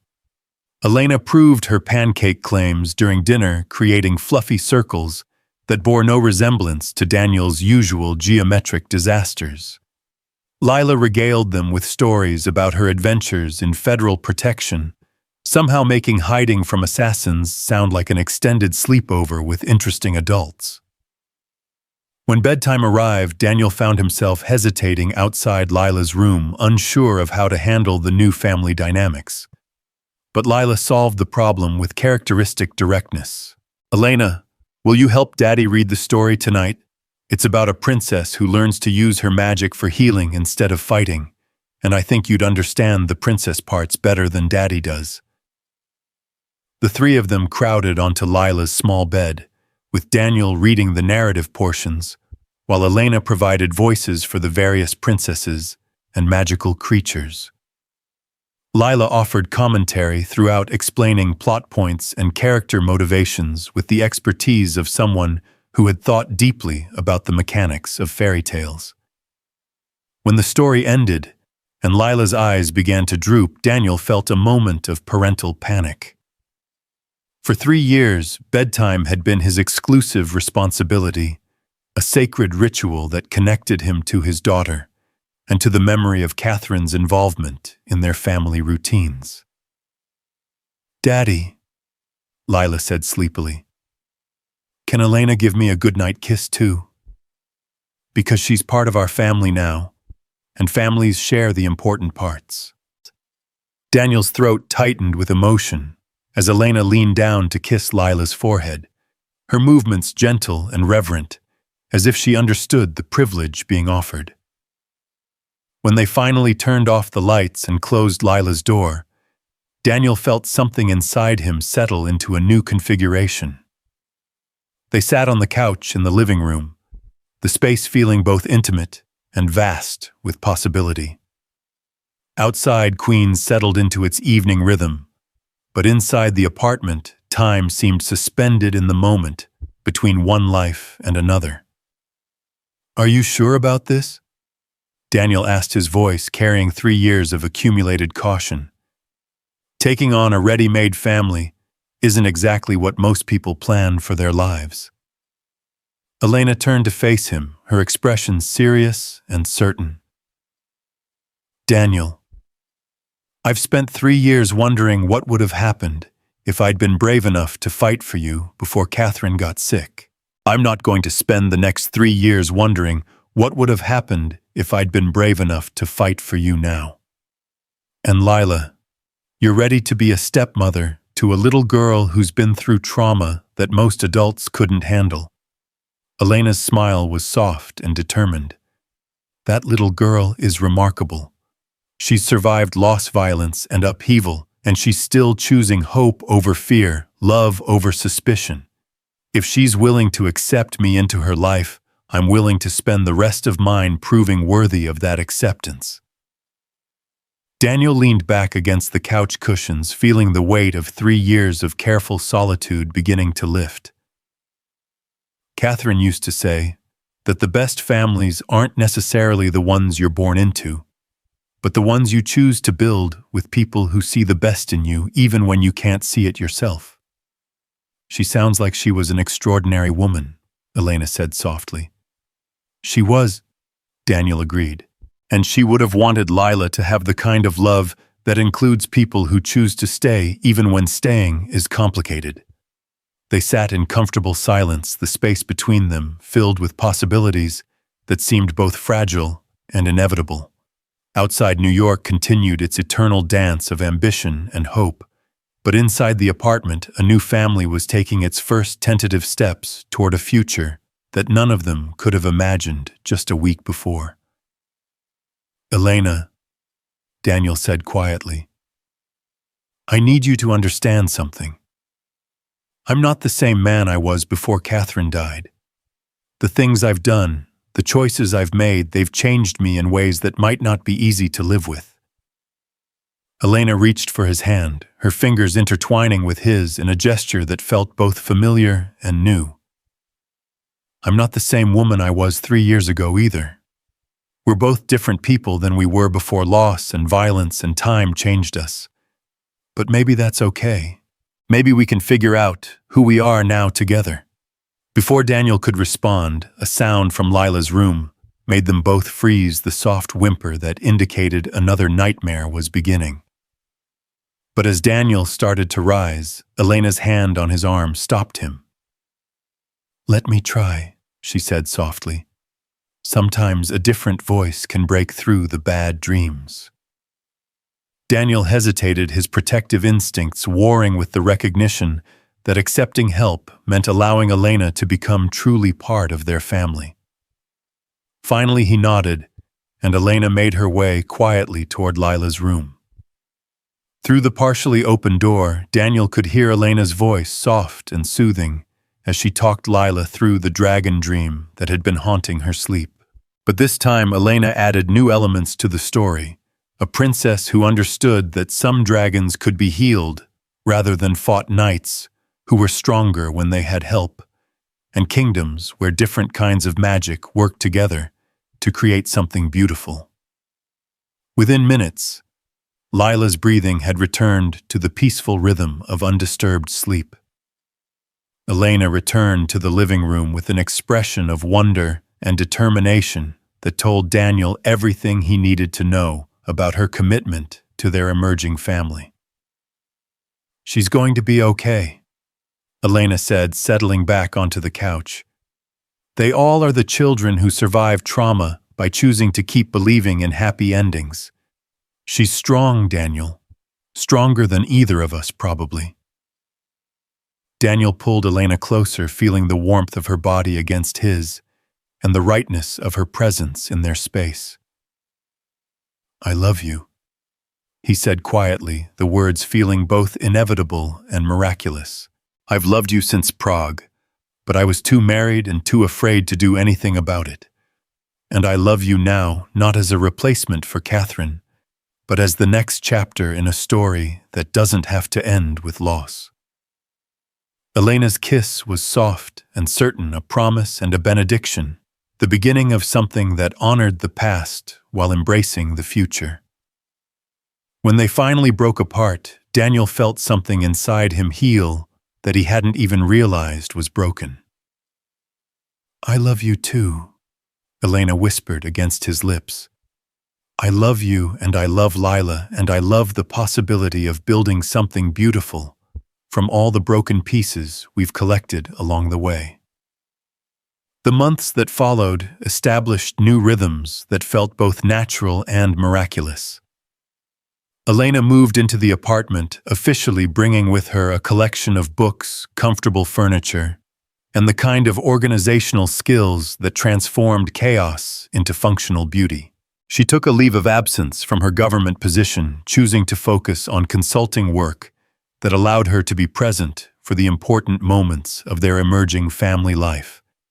Daniel accepted Victor's consulting offer, but on terms that preserved the boundaries between his family life and his professional obligations.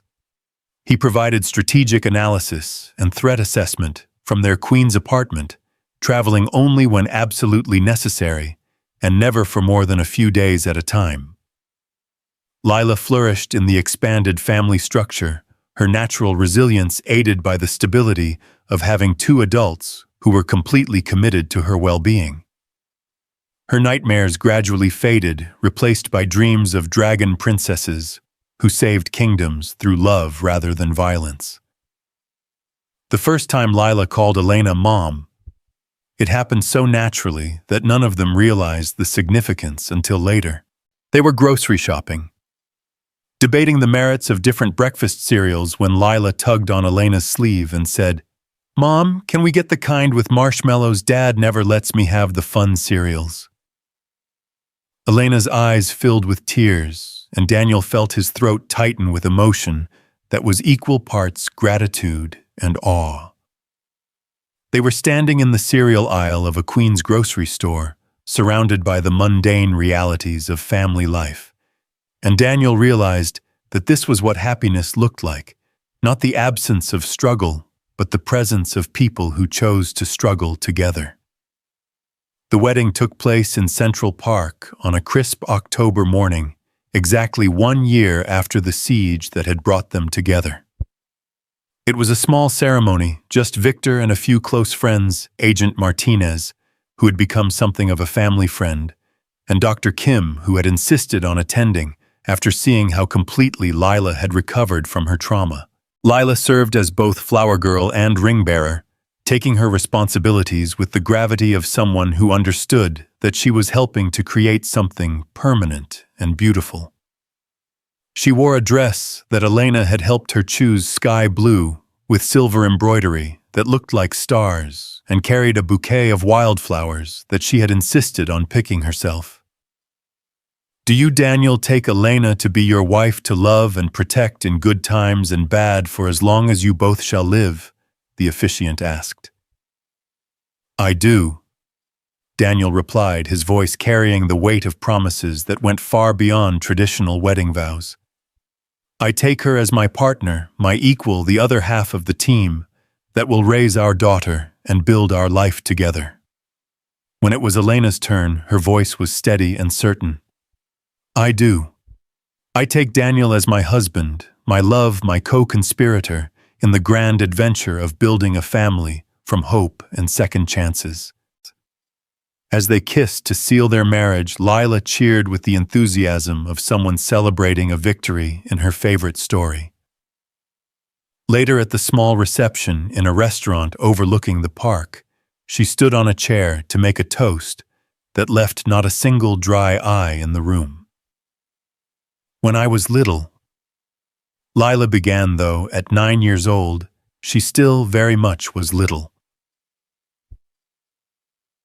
"I used to think that families were just the people you were born with. But now I know that the best families are the ones you choose to build with people who love you enough to stay even when staying is hard." My dad was sad for a long time after my first mom went to heaven, but Elena helped him remember how to be happy again.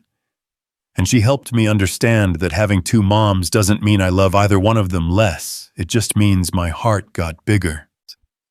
The reception continued with dancing and laughter, but Daniel found his attention drawn repeatedly to the sight of Elena and Lila, their heads bent together as they planned some new adventure or shared some private joke. This was what Catherine would have wanted for them, he realized, not the preservation of grief, but the transformation of love into something that could grow and change and encompass new possibilities. As the evening wound down and they prepared to return to Queens, Victor approached Daniel with an expression of uncharacteristic sentimentality. "I need to thank you," Victor said quietly. Not just for saving my life, but for reminding me what really matters.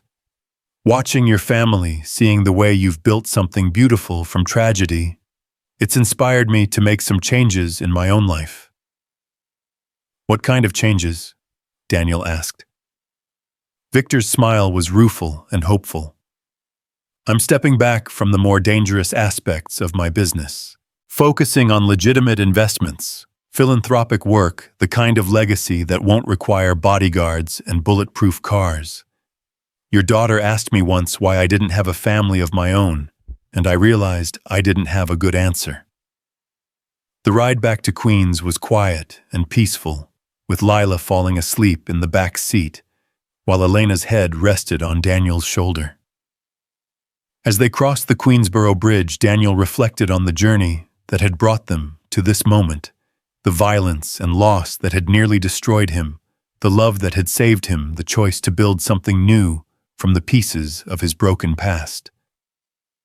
Their apartment felt different when they entered as a married couple, as if the space itself had been transformed by the weight of official commitment. Elena hung her wedding dress carefully in the closet they now shared, while Daniel checked on Lila, who had transferred seamlessly from car to bed without fully waking. No regrets? Elena asked as they prepared for bed, her voice carrying a hint of the vulnerability that marriage hadn't quite erased. None, Daniel replied without hesitation. For the first time in years, I'm exactly where I'm supposed to be, with exactly the people I'm supposed to be with. They made love with the tenderness of new spouses and the passion of people who had waited too long to acknowledge what they meant to each other.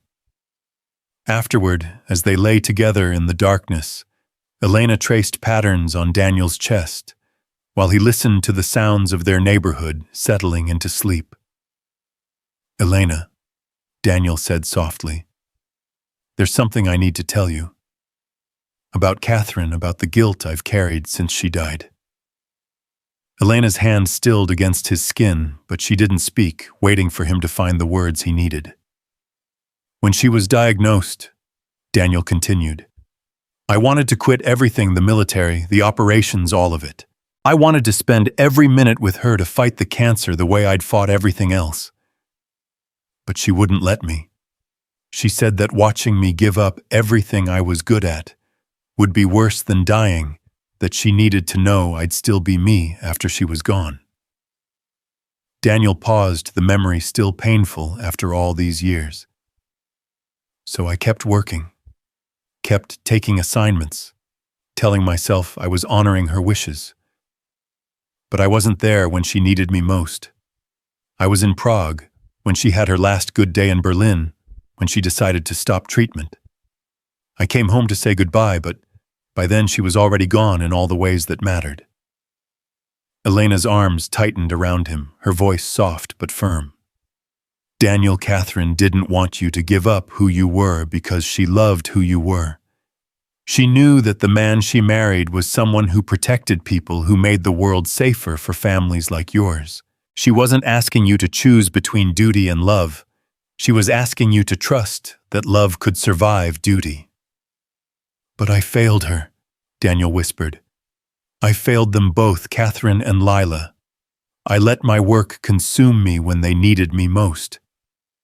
No, Elena said firmly, rising up to look at him in the darkness.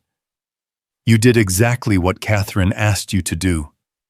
You stayed true to who you were while she fought her battle, and when she died, you chose Lila over everything else.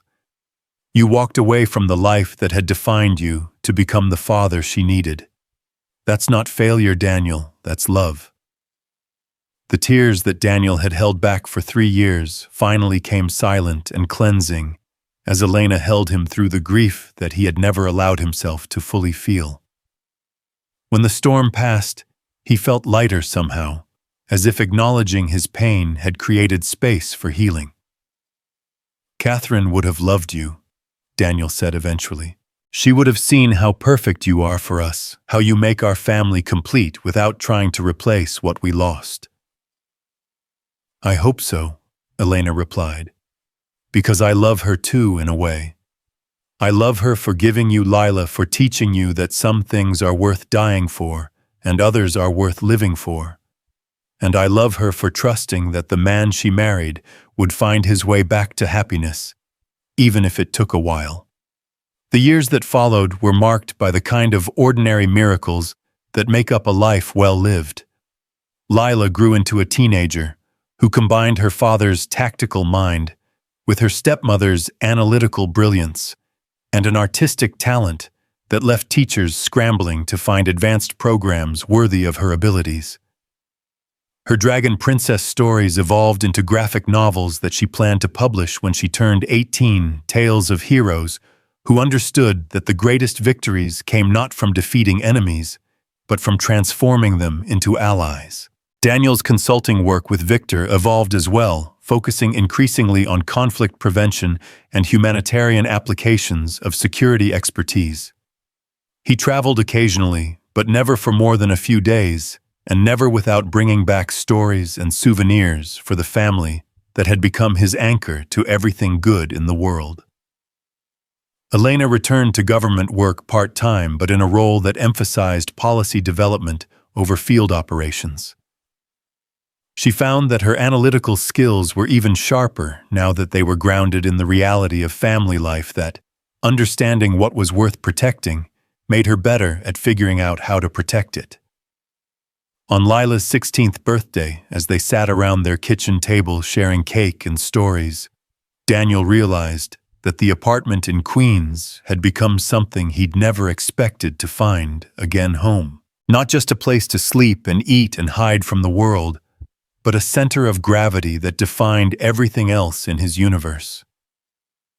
"Dad," Lila said, her voice carrying the mixture of affection and exasperation that marked the parent-child relationship of teenagers everywhere.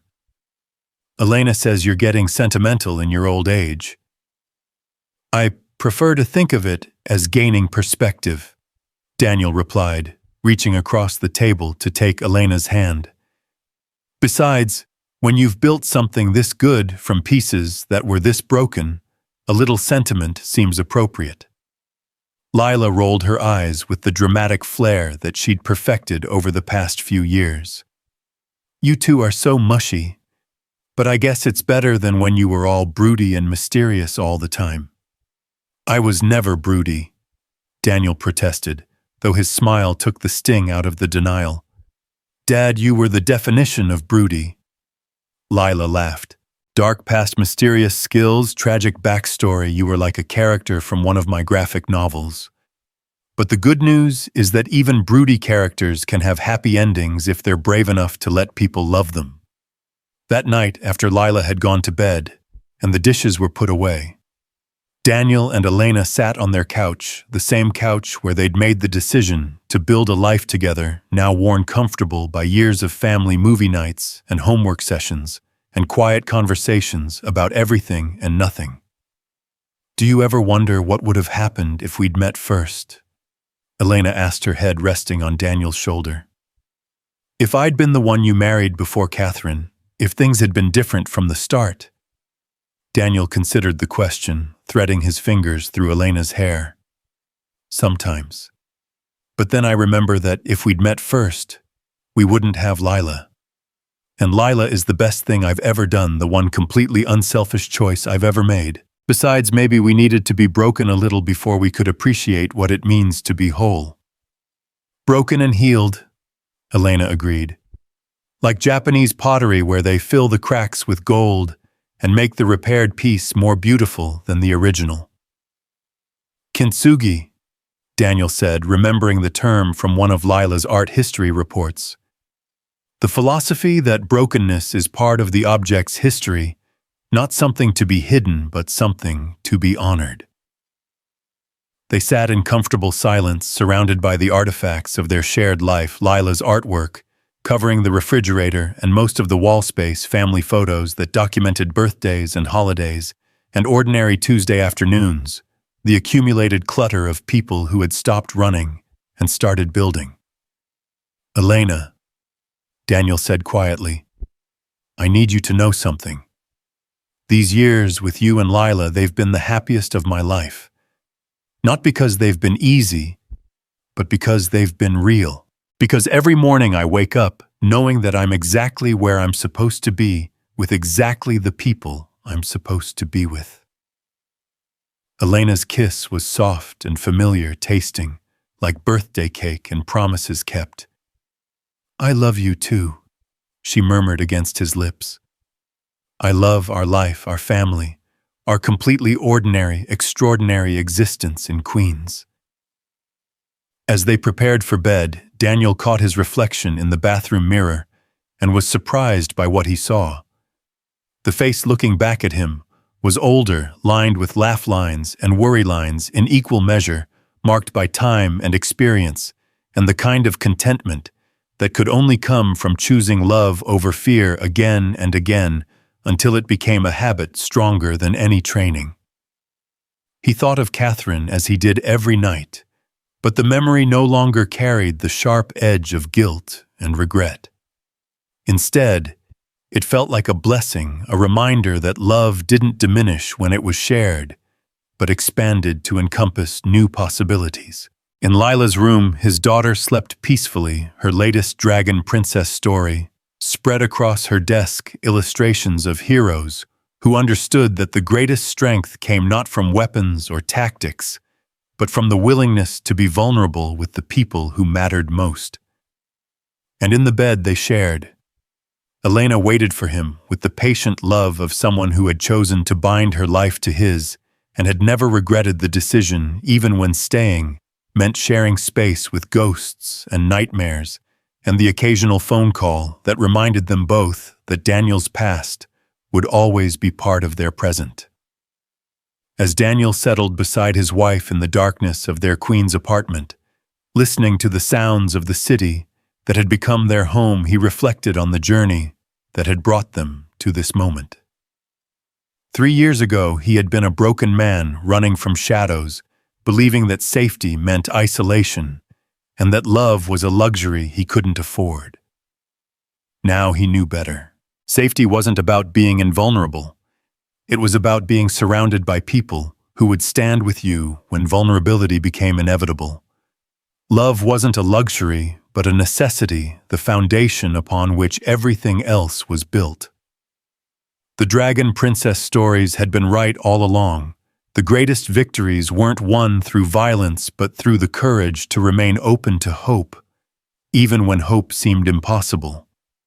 And sometimes, if you were very lucky and very brave, choosing love over fear could transform broken pieces into something more beautiful than anything you'd ever dared to imagine. In the morning, there would be new challenges, new responsibilities, the ordinary magic of family life that turned minutes into memories and years into a legacy worth leaving.